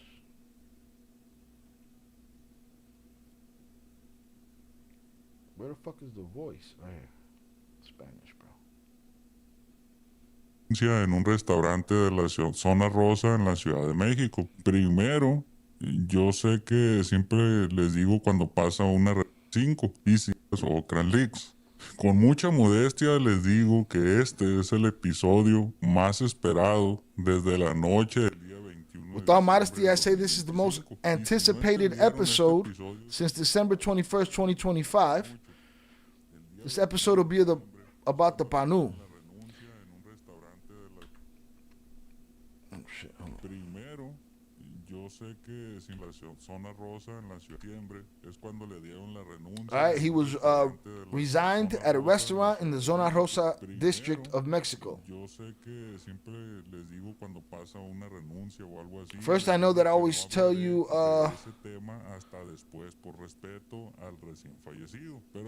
I tell you when an unaliving happens, I won't talk about it right away out of respect for the dead. But I lost a lot of respect for this character. Hold on, what? But honestly, I lost all respect for this character. I'm talking about his life, not of his death. But this friend, while alive, certainly took the prize for the greatest scourge with the actions he was taking. We simply cannot speak of respect. He was an unscrupulous person with no respect for anything or anyone. I hope he doesn't pull on my legs at night, but that's what this guy was like. And after hearing everything I have to say, I know many will agree with me. I've spoken ill of our friend, Archibaldo, I know. But the one whom was almost always behind the rogue action was Panu. He was always the one with the rotten mentality. But you'll see that later, when I tell you a little bit about the life of the Panu within the cartel of Sinaloa, that unfortunately for several small, medium, and large businessmen in the state of Sinaloa, that career in the I don't know what that was.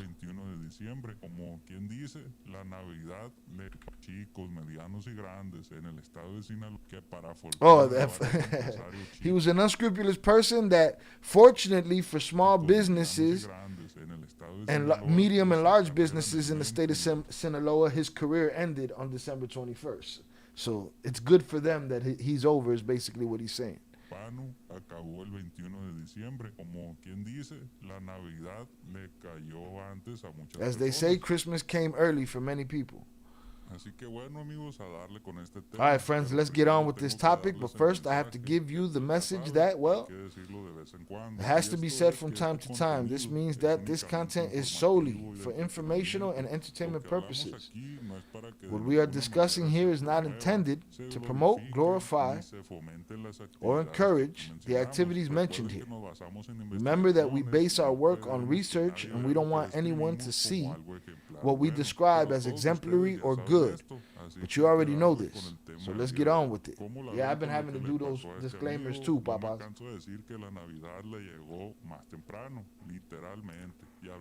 I never tire saying Christmas came early, literally. Speaking of Christmas, not to leave out the incident with our friend Archie's father-in-law and brother-in-law, It was also 2 or 3 strikes and out. What a way for these people to end the year. Who would have thought that the giant pizzas, the Dominator, would turn into one of those bad frozen pizzas they sell at the supermarket that's only for one person? You might not believe the truth, but to avoid going off on tangents, I'd better get straight to the point. The point that I'm bringing you so I never have to deal with this nonsense again. Today I'll tell you a little bit about the Panu. He gave him a bunch of names, shitting on him. A very famous character for some of the most important people, and for others he was a complete enigma who had only been heard of in corridors and who several so-called experts say he was the head of security. Do me a favor. If you know there's one thing in the corridors, I don't know what the fuck he's talking about. Oh, in the corridos? Is he talking about corridos? Yo, this, yeah, okay, in the corridos, because this translation be wonky and shit. English, man. English, motherfucker, do you speak it? All right, let's get it. Let me get my video back. This guy's talking too much. Fuck out of here. Fuck are you? A very famous character for some, of the most important people, and for others, he was a complete enigma who was only heard in corridos. Okay, it's not corridors, it says corridos, my bad. And who several so-called experts say was the head of security. You know that if there's one thing the corridos are known for, is that they tell a lot of lies. But you know that I'll tell you the truth, so you won't be left wondering. This drop in pizza scores is the biggest and most significant loss they have received since entering the business. And listen carefully, so we don't have to repeat it. This blow is more important than the arrest of Ovidio, Joaquin, or Angel Canovio. This loss affected them more than when they captured their own father. Coño, what? This guy, huh? He, Buddy had some juice in the organization. Vamos a ver. Let's see what he's talking about. Just imagine the level of blow that affected the Chapitos, because Panu was the right and left arm of Ivan. What's more is it was both arms and one leg. And I'm only telling you one because we can't count both legs. Remember that one of them is screwed up. Oh, I didn't know that. See, I didn't know he had a messed up leg. He had a pocket. All right, boom. He ended that part of the preview there. He's moving on to the next piece. Let's see what he's talking about. All right. Shout out Luca. Appreciate you.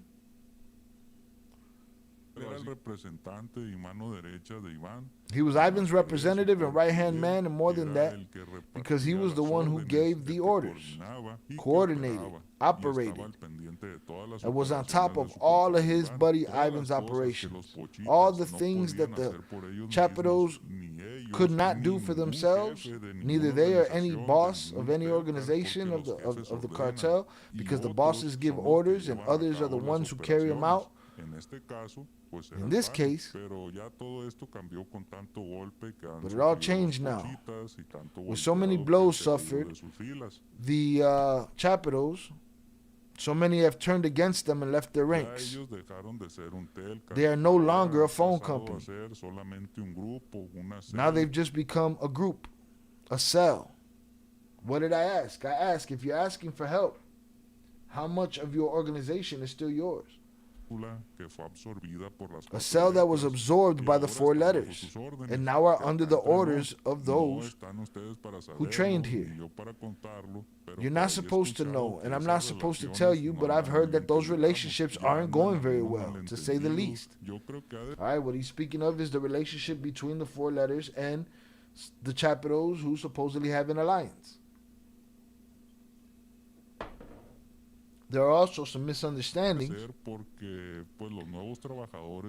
I think it must be because the new workers haven't met the objectives or what they were told, and they must have already found out the same relatives of the Chapitos, that is their uncle, now are already looking elsewhere and throwing in the towel with them.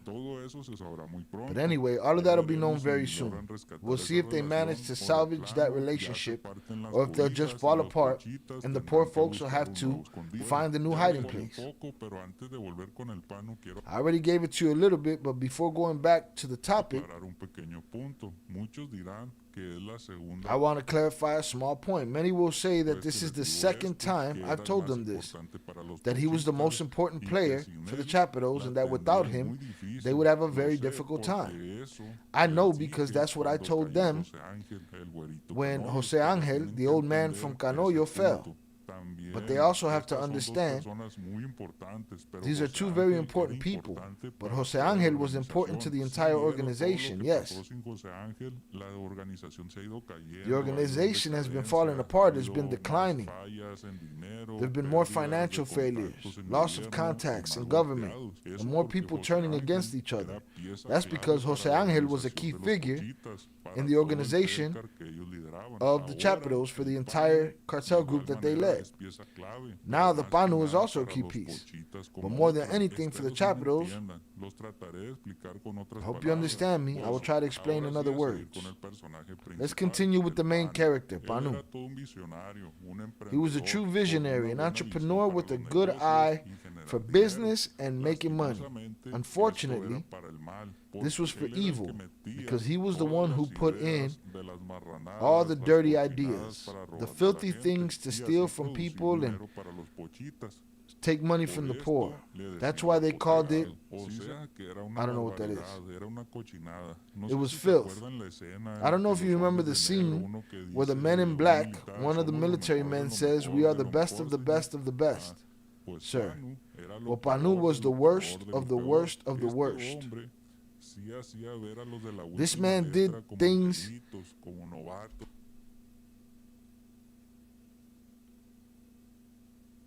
that make, I guess, the four letters look like angels, like novices next to him.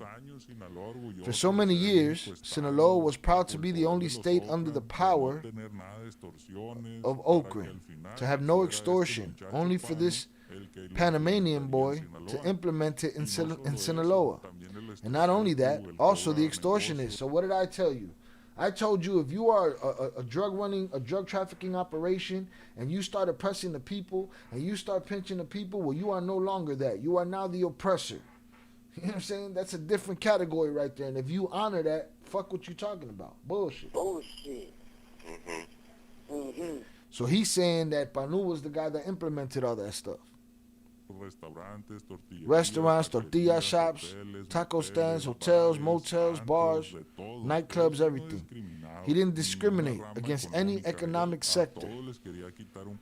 He wanted to take a percentage from everyone, from everything, from whatever you can imagine, from the racket that moved in Sinaloa.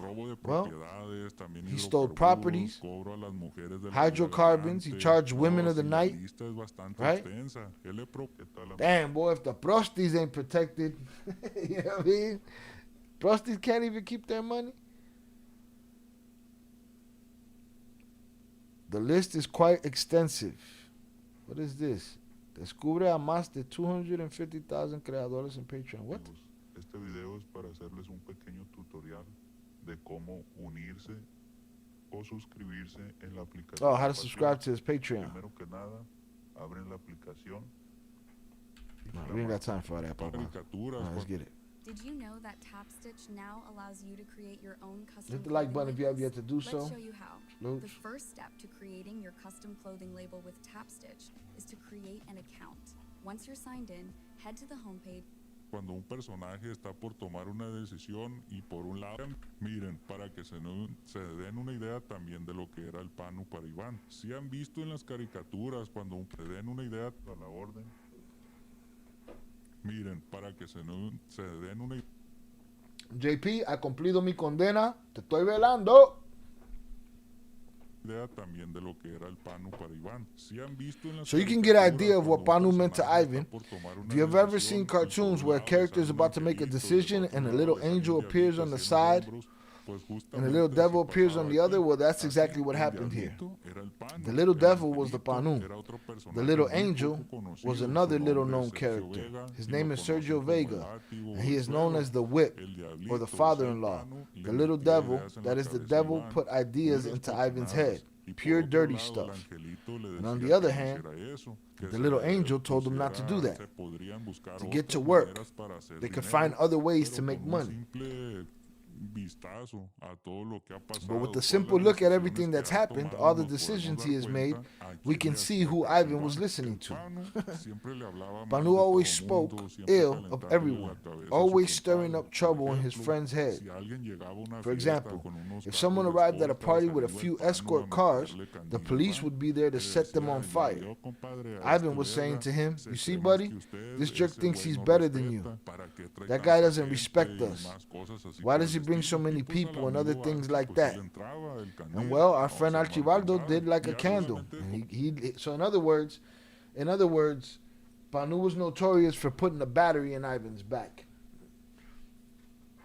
Putting a battery in his back and telling him, "Hey man, buddy over there eyeballing you." Can't give lames power. If you give a lame power, they will abuse it. All right? You need the person that don't want the power to have the power. That's how that works.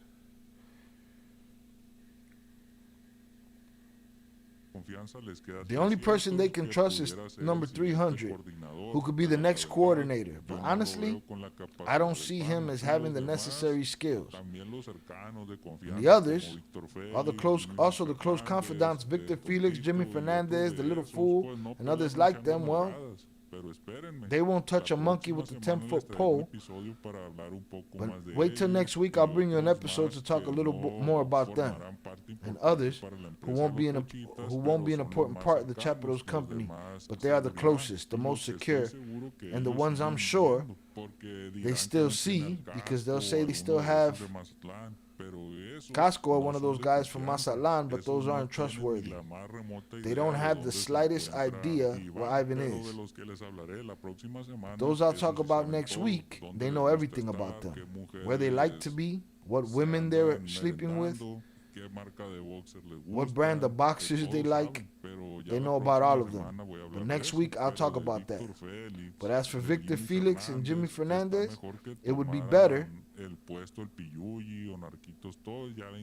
if all the drug dealers took their places. You see, they came out even braver singing those corridos that are mocking. The truth is that I have more faith in them than in the others. He's jumping around here. I don't know where the fuck he's at right now. Again, Hunter's up in the chat for y'all. I appreciate y'all. Thank y'all for hanging out. Del corrido de la fuga del Dorian, su estimación no era padre de él, al famoso Dorian del He greatly admired a character. This is the next preview. He greatly admired a character who was his compadre, the famous Dorian. From the corrido, Dorian's escape. His estimation was based on nothing more than the fact that Dorian made the Panu a lot of money. That Dorian was very good at his job. The Panu learned a great deal from him and took full advantage of it. And that's why when Dorian had the accident while returning from that party, on the day he tragically lost his life, the Panu wanted to force death of the well-known empress of the virus, Claudia Ochoa Felix, because those in the area know that when this accident occurred, for a while they blamed Claudia. Because of her, the accident happened because of her, and that's why Panu wanted her to resign, as if to avenge his friend. But the one who managed to calm the crowd was the one I mentioned earlier, the good Sergio Vega. Don't confuse him with the singer. The one I'm talking about is the father-in-law, or the whip, or Don DUBBY, as they also called him. And this was because he was very, very good friends of Claudia's. In fact, there are photos of Claudia in this character's cars, and it was because of that friendship that Sergio intervened on her behalf and managed to save her life. Can't give these lame power. They want to smoke everybody. Everybody can get it. What the fuck? On that occasion, since I started talking to you about the women of whom and how, what? and managed to save her life. On that occasion, since I started talking to you about the women of the town and how I was as a lover, I'm going to tell you some anecdotes so that you can see and have hope that being ugly is not an impediment to getting very good-looking women. And I'm not the only one saying this because, thank God, I'm pretty. Whatever, he's being funny. The one who said this was the Panu. Oh, everyone knows Panu's wife, who was with him when this event happened, and it came to light that she was the daughter of an important politician from Sinaloa. But if you didn't see it, I'll tell you about it here. This gentleman's name is Adolfo, who at one time was even a deputy belonging to the Blue political party of Mexico.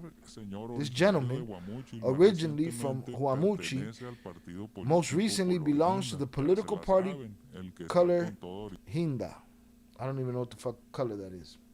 It's a new word for me. Hit the like button if you have yet to do so. The one that's really going strong in the country right now, okay? He currently holds a position in the tourism sector of Sinaloa in the government of Governor Ruben Rocha Moya.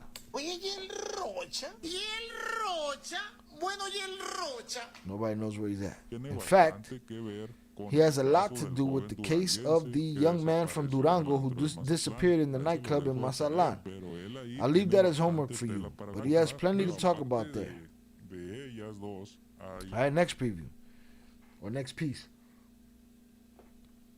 And apart from those two, there's a long list of conquests of this not-so-handsome friend, but among them is one who is from the north of the state of Sinaloa, who at first didn't pay any attention to him.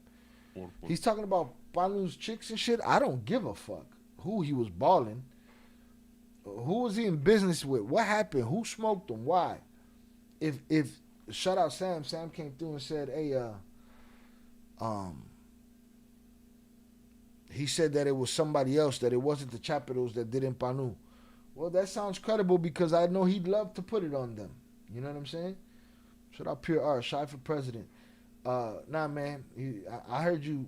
Didn't you put up JP for president last week and shit? What is wrong with you, man? Get it together. So, I don't know, man. I don't give a shit who he was balling, though. Let's get to the task at hand. What happened? Well, because he was ugly, that's why, and because she had a girlfriend. But both problems can be solved. First of all, you know what they say, money talks. And as for the boyfriend, well, we all know a friend who's a gold digger or a cheapskate. You can skip to 26 minutes? Oh, shit. Shout out. Sam. Let's get it. Switch to TurboTax. Again, I didn't know if this was the right video that you were talking about anyway, so I was just going.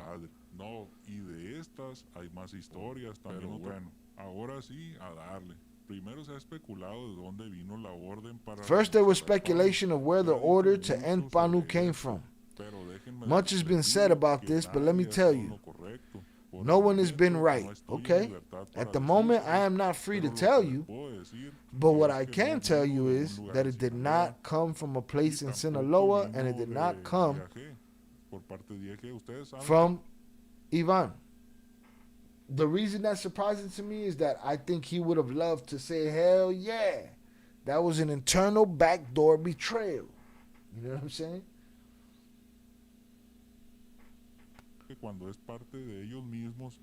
You know, when it's part of themselves, there it is, he's saying it. You know, when it's an internal situation, I'll tell you right away, just like I've said on several occasions. But this time, it wasn't like that. The way they found him was very clever. They intervened, they invested his good money. They invested good money. And then he cut to another piece, so we'll see what we're getting out of this. I'll be in the chat in a sec. What he did was that he didn't carry phones to homes and didn't have that many contacts, but when he was out on the street, he relaxed his security and turned on his phone to check out the latest gossip. And I say that he went to see his friend Okran to see what other stupid things... Wait, what? So check out the latest gossip. Que para ver a su amigo Okran, a ver qué He said he went to see his friend Okran. Okay, now I get it. He's joking. And see what other stupid things he had, were published. And well, the people from the organization who found them had him under close surveillance. They had his phone and were tracking his movements. They knew that boy was carrying. What they wanted was to get an apartment, a house where they could settle down, but they couldn't. But when the phone was on, it didn't move much from the same area. They didn't leave the Zona Rosa, Anzures, Condesca, Polanca, Santa Fe, Interlomas, the trendy places, the most fashionable places in Mexico City. What do you think, friends, with everything that's happened? As you can see, you shouldn't be overconfident. You should always keep your head held high, your gaze fixed on the sky. If you're going to sit down in a restaurant, always face the door and know where to run. Indeed. There are several things that are discussed in the cartel that are like advice or instructions, but they don't pay attention, and that's how the corrido of the traveling people ended. As I said, I still have several things to cover, several events that the guy from Panu threw in, but we've already gone on for quite a while, so we'll bring that up later. Hope you enjoyed it. Salutes to Sam. Salutes to Okran. To me, that sounds a little bit more realistic than all that other shit that dude was talking about. All right? And here's the thing. Not that it sounds more realistic, but this guy would do anything. He'd just to be able to say it was a backdoor operation. You know? He would say it. He would want to say it at least. You know? He would want to say it at least.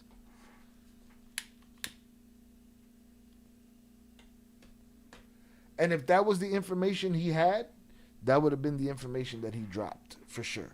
Without doubt, to me.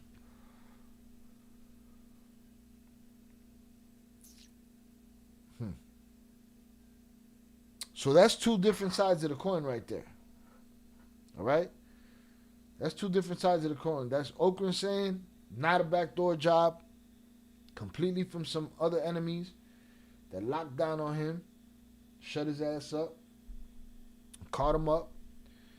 And the other says it was an inside job, and that dude was he was trying to change his life.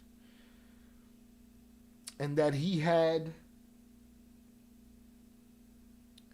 a conscience about what was happening and a conscience about what happened to Alan Zamudio. But if you let Okran tell it, there was no conscience. And he was the worst of the worst of the worst of the worst of the worst. You know? Which is crazy. Shout out Pete Never. Do we know, Shy, what Mini League's new sentence is? I don't know if he's been sentenced. We could check. Shout out Sam. I was able to watch the whole episode. Salutes. He basically said that it was another organization that they had been tracking Panu's movements through his phone. That's how they were able to locate him. Yeah. That they couldn't get him at the crib. They turned on the phone and when he was outside in those areas and they got his ass. I'm weighing the two situations to each other. Him thinking he was out for an innocent day, you know, in the shops with his mother and his wife, makes me feel more like that's why they would be there and that's why they would be in the line of fire. Let me tell you, bro, it was absolutely nothing for the dude that took him out to just turn around and empty whatever he didn't empty in dude in them. And he didn't, which is why I was weirded out by Jose Luis Montenegro calling the hitman a low-level Sicario. A low-level Sicario would have started shooting from outside, walked inside, shot everybody. Like, you know what I'm saying? Low-level Sicario just going to smoke everything. But I don't see him saying, okay, I'm going to meet with Ivan. All right, let's go. Let's talk about Jose Luis Montenegro's theory, right? he was trying to make a new life. He was flirting with the United States government and the Mexican government. He's still playing as he's chief of security for Ivan. But he's distant, and he can't. It's hard for him to be located sometimes, right? And then Ivan reaches out. Ivan's gonna meet with him in this place, and he's gonna bring his mother and his wife. There's only two reasons you do that. You super ignorant to anything, and you're comfortable. And this is how y'all usually meet with the family, with each other. That just don't sound, Or you're a super coward, and you feel like you can insulate yourself and give yourself, hope that your compadre gives you love because your family's there. That's some coward shit if you ask me. Either one does not sound realistic to me. Either one. Either one does not sound realistic to me. And that's that Jose Luis Montenegro side of things. Velez is putting out spells and shit over here. I don't even know what you're talking about, bro. I'm not reading that shit, bro. It's a spell. Fucking portal open up and shit. So I don't buy that. I more so buy, I'm out, taking a week off from this hellish war that's been going on for so long, and they've been tracking my phone. They finally caught me slipping, and I just happened to be with my mother and my wife.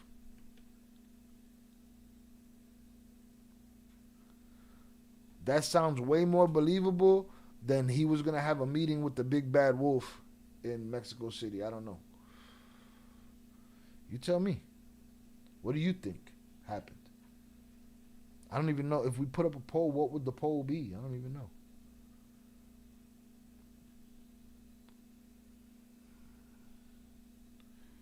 But that just doesn't sound as realistic to me. Hit this like button. Shut that down. Let me get this Grill or Knots joint.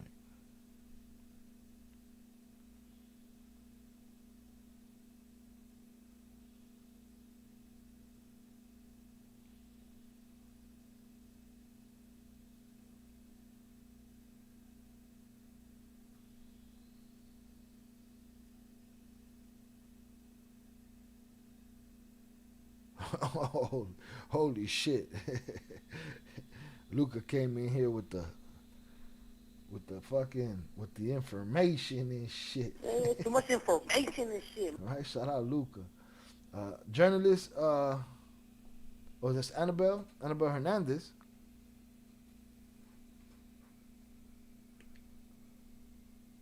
Credits the Guasava boss as responsible, along with, what's that, El Musico? With the help of the Mexico City government, who were on security detail but sold them out for $250K. Everybody has a price. That's her story, huh? She's sticking to it. I know she's been determined to answer the question of why he was so chill hanging out over there. But shout out Big June on the check-in. Shout out, bro. Send mine. Salutes to you. Everyone in the chat, salutes to you, sir. I appreciate you. To everybody else, hit that like button if you have yet to do so. Maybe we'll go looking for that Annabelle Hernandez piece as well. Let me go to this Grill or Knots. Yeah. The way we work and the way we do it is changing. At DoorDash, I know these guys don't have no dub, no voice dub, none of that shit. They don't even got closed captions, so I gotta listen to this shit. La siguiente información fue dada a conocer por el medio Código Magenta. All right, hold on.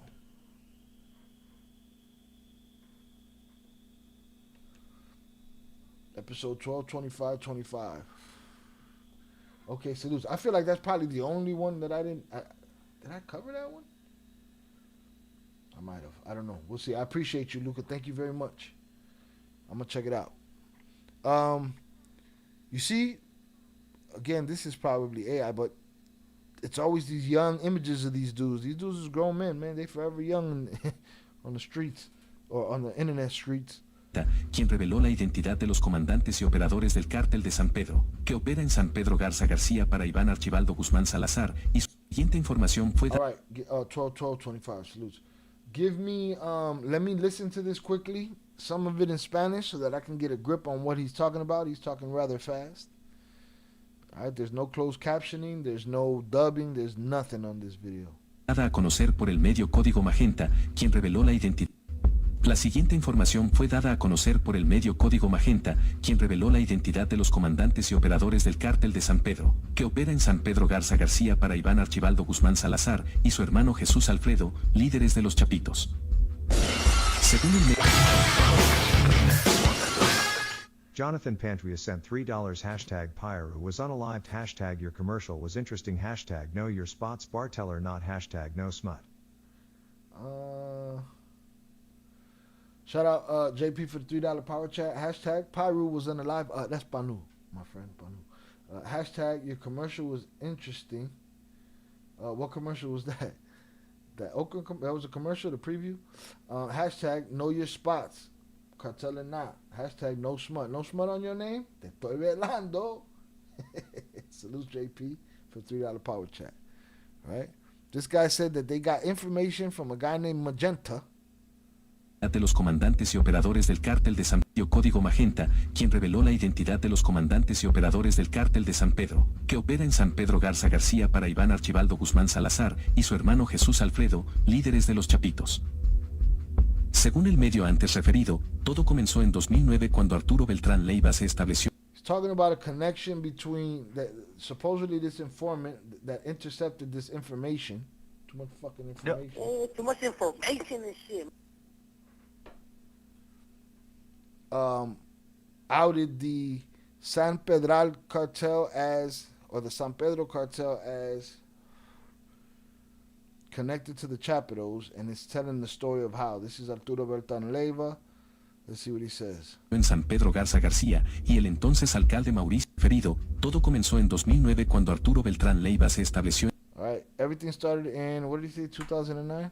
Según el medio antes referido, todo comenzó en 2009 cuando Arturo 2009 when Arturo Beltrán Leiva se estableció en San Pedro Garza García established himself in San Pedro y el entonces alcalde Mauricio Fernández Garza le and then got up with Garza. I'm gonna say his name is Garza. There's too many fucking names and shit. ofreció refugio a cambio de una Pax Narca. Desde entonces, la organización criminal ahora bajo el mando de los Chapitos sigue manejando los hilos de los negocios. So since then, the Chapitos are still running the organization in that area. Clandestinos del enclave con mayor ingreso per cápita de América Latina. San Pedro Garza García no es ajeno a la ola nacional de extorsión que aqueja al resto de México. El reporte especifica la alianza estratégica entre la organización. Did he say they don't suffer the same extortion style crime as the rest of Mexico? Los hilos de los negocios clandestinos del enclave con mayor ingreso per cápita de América Latina. San Pedro Garza García no es ajeno a la ola nacional de extorsión que aqueja al resto de México. Okay, so they don't have that problem. El reporte especifica la alianza estratégica entre la organización criminal de la oficina, heredera del antiguo cartel de los Beltrán Leiva, y la facción de los Chapitos, bajo el liderazgo de Iván Archibaldo Guzmán. So there's a strategic connection between the offices of the Beltrán Leiva organization that have been still running there and the Chapitos. I don't know that sounds right, but whatever. Se identifica. What the fuck do I know? They identified the 40. Víctor Manuel Barraza Pablos alias el 40 como el elemento articulador de esta colaboración, vinculado He's the architect of this collaboration.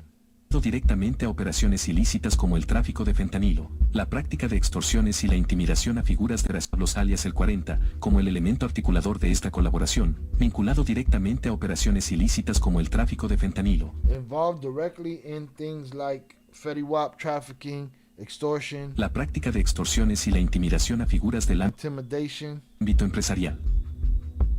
Adicionalmente, se revela la corrupción institucional del cartel a través de su complicidad con agentes de la Policía Municipal de San Pedro Garza García. Initially, the corruption is uncovered of the police and the cartels. Así como el traslado de capital hacia el estado de Sinaloa, con el objetivo de financiar el enfrentamiento bélico que sostienen los chapitos con los mayos. So they're basically saying that alliance is is helping fund the Chapitos in their war against the Hats. El cártel cobra piso a empresarios de alto perfil, utiliza drones para amenazar a sus víctimas, realiza robos a residencias privadas, incursionó en la industria. Talking about they have a armed unit that is into all the drones and all the soldier shit. Industria del huachicol fiscal, y está coludido con un amplio sector de la Policía Municipal de And they're backed up by the municipal police. San Pedro. Una porción importante de las utilidades criminales son enviadas a Sinaloa para financiar la guerra paramilitar de los chapitos contra los mayos. So their operations are operations that help fund the war between the Hats and the Chapitos by funding the Chapitos. Cita el medio antes referido. El esquema de extorsión operado por el cártel de San Pedro llegó a su momento más álgido la semana anterior, cuando más de 40 empresarios y representantes de la Confederación Nacional de Transportistas Mexicanos hicieron públicas las coerciones ejercidas por los agentes de tránsito de la Policía Local de San Pedro. Tenemos una empresa aquí de... I guess they're starting to get stuck up. I don't know, bro. This brother's Spanish is flying way ahead of me. I'm a beer and a shot in. Ain't much, but that Spanish is amplifying. Reynosa que le cobraron después de que... Yeah. He's saying that these extortions are heating up now to fund this war. Le querían cobrar 500,000 pesos, le cobraron 300,000 pesos después de una negociación y realmente es una situación muy grave lo que pasa aquí en... Yeah, the truckers are getting hit on a regular basis at this point. Municipios. Frente a esto, el alcalde panista Mauricio Fara optó por crear una comisión especial para abordar la crisis. De forma paradójica, nombró... So that's it. They're basically saying that these guys are running an operation over there that is funding the Chapitos, and I continue to ask the same question. If you keep going other places, of course you need allies, right? You're in the middle of a war. You need things. You need resources, right? But if you went so far as to make alliances with your own enemy, and then they're helping you on the military side, they're helping you in the fight, then you got somebody else, helping with the finances. At what point is your corporation no longer your corporation? That's the only question I've been asking about any of it, since the beginning. So, we'll see, man. That to me makes me feel, again, we've never been ones to say who's winning, who's losing around here and make claims. No, everything is alleged, everything is taken with a punch of salt. These people, everybody's saying whatever, everybody has different stories. As you can see, Okran and Jose Luis Montenegro have completely opposite stories. You got to take it all with a punch of salt, man. Got to take it all with a punch of salt.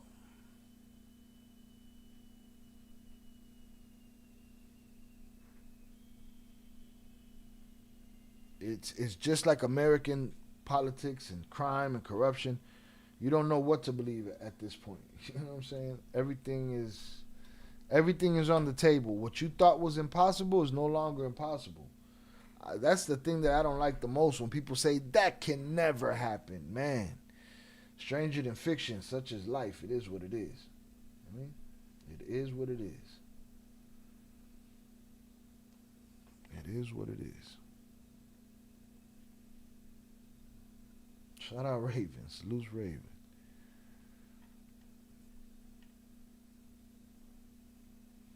What's happening in Mexico, though, is that the people in Mexico are oppressed. They're stepped on. There's so many kids and young adults coming up missing. It's ridiculous, man. It's a ridiculous situation at this point. It's a ridiculous situation at this point.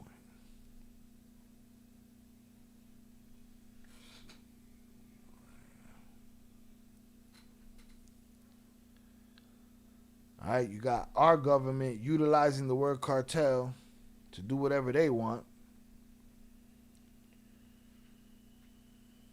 Meanwhile, we got stormtroopers in the streets. It's crazy.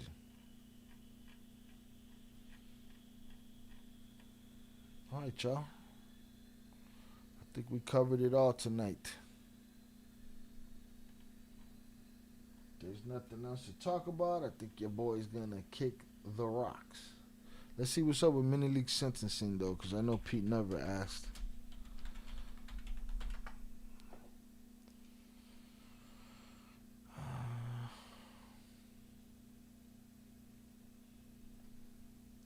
He pleaded guilty in May.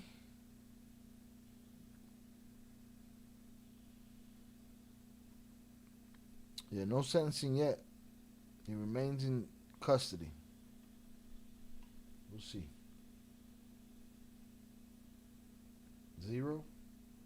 I forgot what I even asked. Salutes. All right. Shout out to everybody that came through now. Salutes Shannon. Salutes Tere. Zamora. Shout out to Ilucines. Shout out Snicker Season. Raven. HG. Shout out Pete Nevis. Salutes to you for the dono. Thank you, sir. Shout out Think Like a Kingpin for coming through. Salutes to you for the dono. I appreciate you. Shout out Think Like a Kingpin, the family. Shout out Velez. Shout out JP. Thank you, sir, for the drinks. Appreciate the donos. Hashtag Nation. Shout out Pure Art.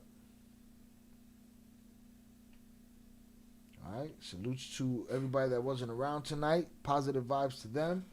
APB's out on Vernon Himes. Vicente, a couple people. Shout out Nando. Pure Art. Sam, I appreciate you. Ivy, salutes.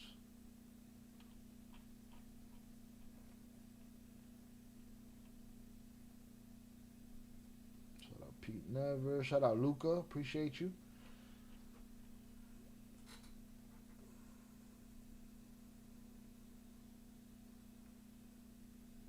Shout out Tom, off topic, but whatever happened to the boxer Speedy Mares? He went down to Mexico, and I heard he was running with the big boys. I don't know nothing about it, Tom. Maybe I'll look into it. Join the Discord, drop your suggestions or information in there. But I don't know. I don't know what happened to the man.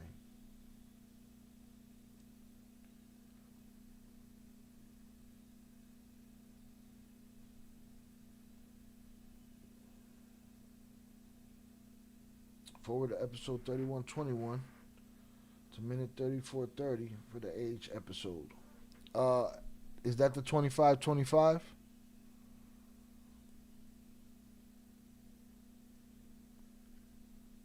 I would have usually been like, man, fuck that. I'm out of here. But it's a short section, so let me go take a look.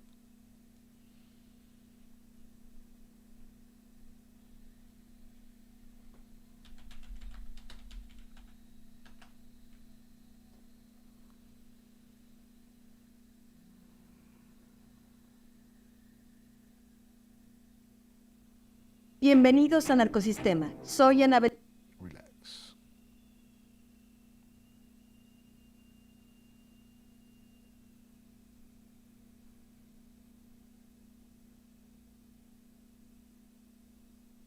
Radial fulfillment, 99.98% order accuracy. And with Radial Fast Track, Shit don't even give me a date.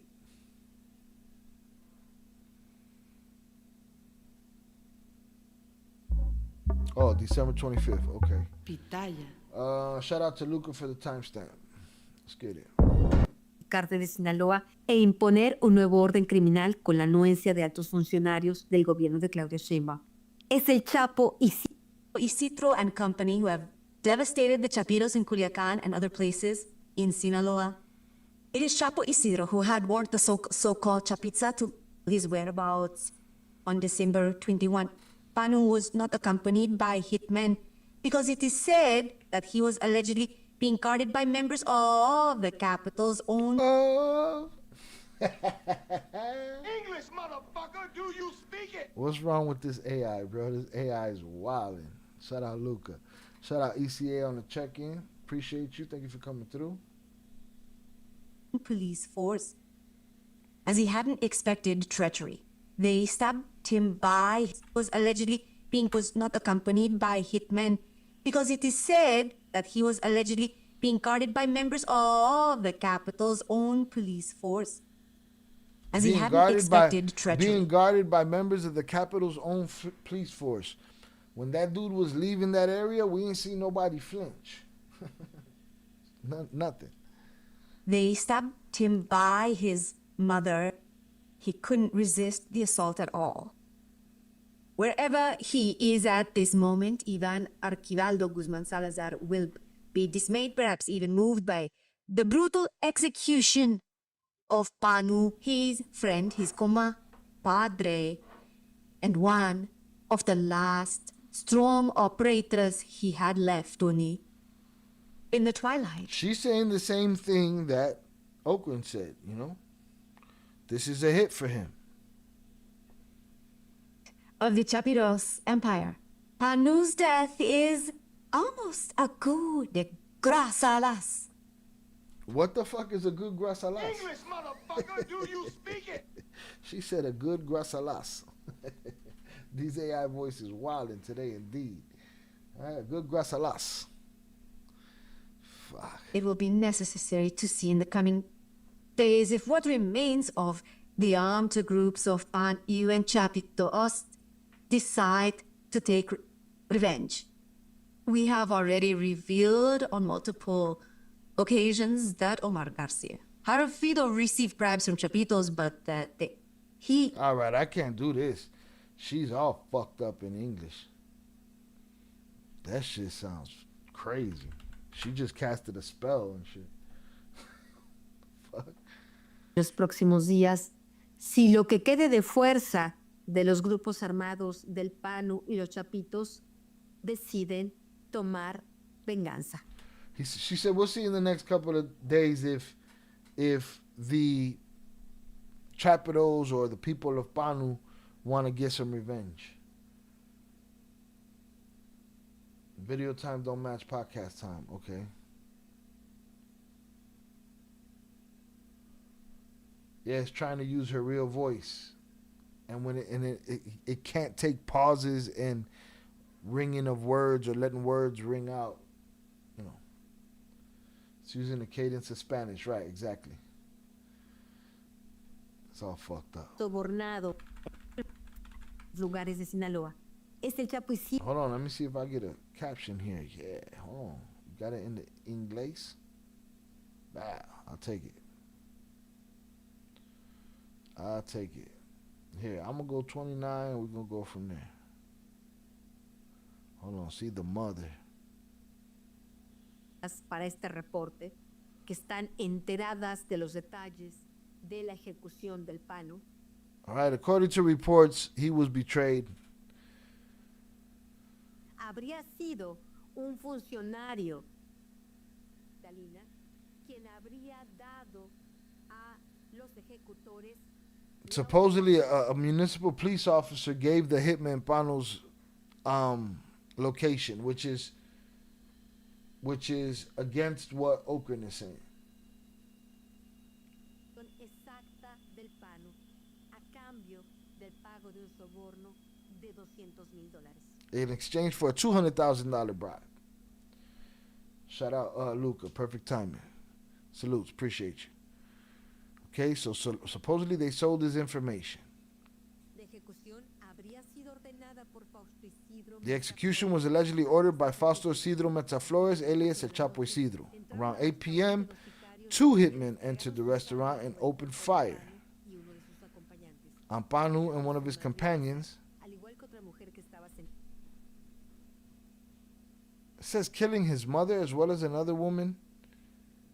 But did they report that his mother was killed? See, this is where they lose me. Let me hear what she said.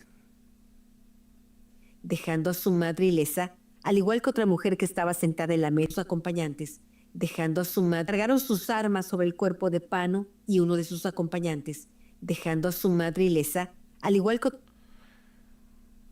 otra mujer que estaba y uno de sus acompañantes, dejando a su madre ilesa. Okay, so he left the mother, but they said they opened fire on Panu and one of his companions. We only saw one body.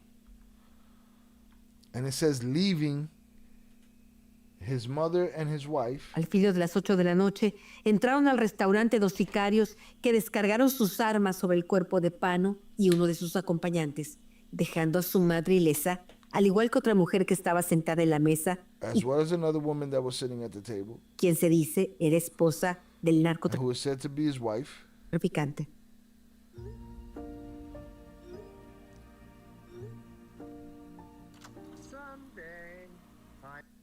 En diversos episodios hemos explicado ya que la facción de los Zambada está débil y de brazos caídos. We've already explained that the faction of the Chapitos is weak and has given up. Mayito Flaco se esconde en Durango, Mahito Flaco is hiding in Durango, protected by the Cabreras Arabia family, who have the Catem drug cartel and the Morena party as their protectors. She just be saying shit out loud, like for sure this is what's happening. It's like, I don't know, lady. I don't know. Mayito Flaco en esta etapa At this stage, Mahito Flaco is no longer fighting to end the Chapito's empire, but to survive. Now Chapo Isidro, along with another group of drug traffickers, wants to seize control of what was once the Sinaloa cartel's hegemonic territory and impose a new criminal order with the approval of high-ranking officials in Cyberbom's government. Coño! This lady is like a novel. She's like a walking novel and shit. Like, the way she says it is better than the way it is in the book and shit. Hit the like button if you have yet to do so. So she's saying that he wants to take over and he's going to be backed by Cyberbomb. This Chapo Isidro and his associates who have terrorized the Chapitos. Culiacan and other parts of Sinaloa, it was Chapo Isidro who warned the so-called Chapisa to leave Sinaloa or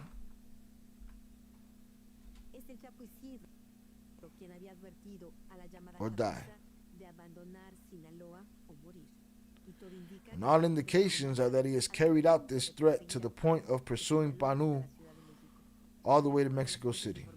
According to sources, everybody got sources, boy. Everybody's phones be blowing up the moment something happens. Give me $30. I got a story to tell. Give me $30. I got a story to tell. Let me tell you what happened. Sources familiar with the case. It was a criminal cell belonging to the drug trafficker nicknamed El Miñón, nephew of Arturo Beltran Leiva, and under the command of El Músico, who carried out the order using hitmen from the Chapito neighborhood to eliminate Panu for good. The operation was reportedly surgical, thanks to the fact that Fausto Isidro's group had bribed Mexican City police officers to reveal his whereabouts. On December 21st, Panu wasn't accompanied by hitmen because it's claimed he was being guarded by members of the Mexico City police themselves. He didn't expect betrayal, so they gunned him down next to his mother, unable to resist. Wherever he is right now, Ivan will be dismayed, perhaps even moved, by the brutal execution of Panu, his friend, his compadre, and one of the last strong operators he had left in the twilight of the Chapito's empire. Panu's death is practically a coup d'etat, a coup de grace. We'll have to see in the coming days if what remains of the armed groups of the Panu and the Chapitos decide to take revenge. We've already revealed on multiple occasions that Garcia Harfuch not only accepted bribes from the Chapitos, but that he even met with Ivan, Alfredo, Panu, and others from his inner circle in bars in Mexico City, Perhaps that's why, because of this close relationship with the national police chief, Panu felt so comfortable and confident, and that confidence cost him his life. We've already mentioned that given the current tense situation between Donald Trump's administration and the Mexican government, Claudia Sheinbaum's government is opting for the strategy of eliminating Mexican drug traffickers, murdering them instead of handing them over to the U.S. Department of Justice, where they might end up cooperating and revealing the dirty secrets of the so-called Fourth Transformation and the Morena Party. This lady be like, they did it. She's wilding. November 30th, as you may recall, Pedro Insunza Coronel, El Pichón, one of Chapo Isidro's most important lieutenants, was allegedly executed. Yeah, we're done. We got what we wanted out of that conversation. Again, that's a third story right there. So we got 3 stories to choose from. I don't know what that leaves us with. Yeah, I think it leaves us with 3 stories to choose from. I mean, hit the like button if you have yet to do so. Salutes to you, Ivy. Salutes to you, Luca. I appreciate you. Thank you for the timestamps. It helps a lot when people drop timestamps. You'd be surprised that people run up in here and be like, hey, Shy, you need to look at the thing by the other thing that has the thing on it. And somewhere in there, like if you see like a red hoodie, that's what she's talking about it. Talking about what? What are you talking about? Salutes to you. Appreciate you. Shout out to y'all, man. Your boy gonna kick rocks. Hit that like button if you have yet to do so. We hung out, did hood rat stuff with our friends. But I wanted to do hood rat stuff with my Pay friends. attention this week for more Il Cartel news drops. Pay attention this week for more.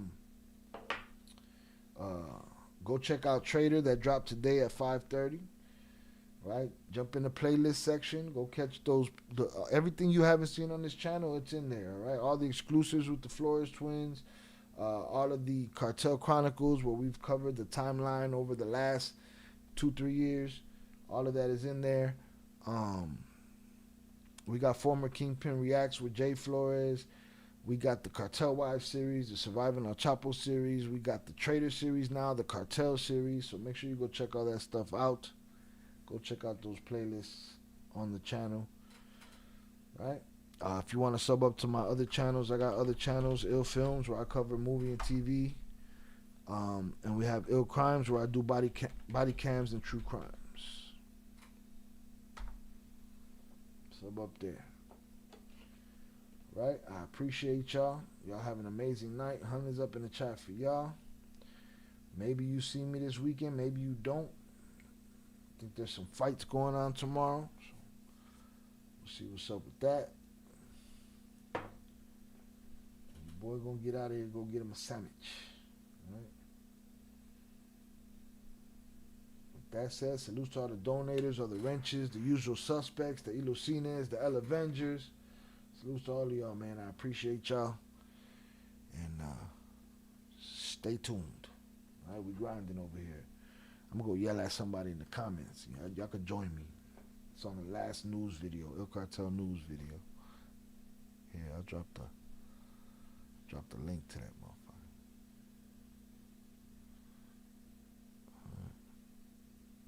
That's where I'm getting shit on in the comments by some guy that watched 13 seconds of one video and decided he wanted to talk shit to me. But I'm going to go get him for some engagement real quick. Shout out Raven. I like the timestamps, bro. Great show. Thank you. Yes, salutes. Timestamps always help. Salutes, Luca. Shout out to you, Raven. Have a great night. With that said, I will holla. Hit that like button. Peace.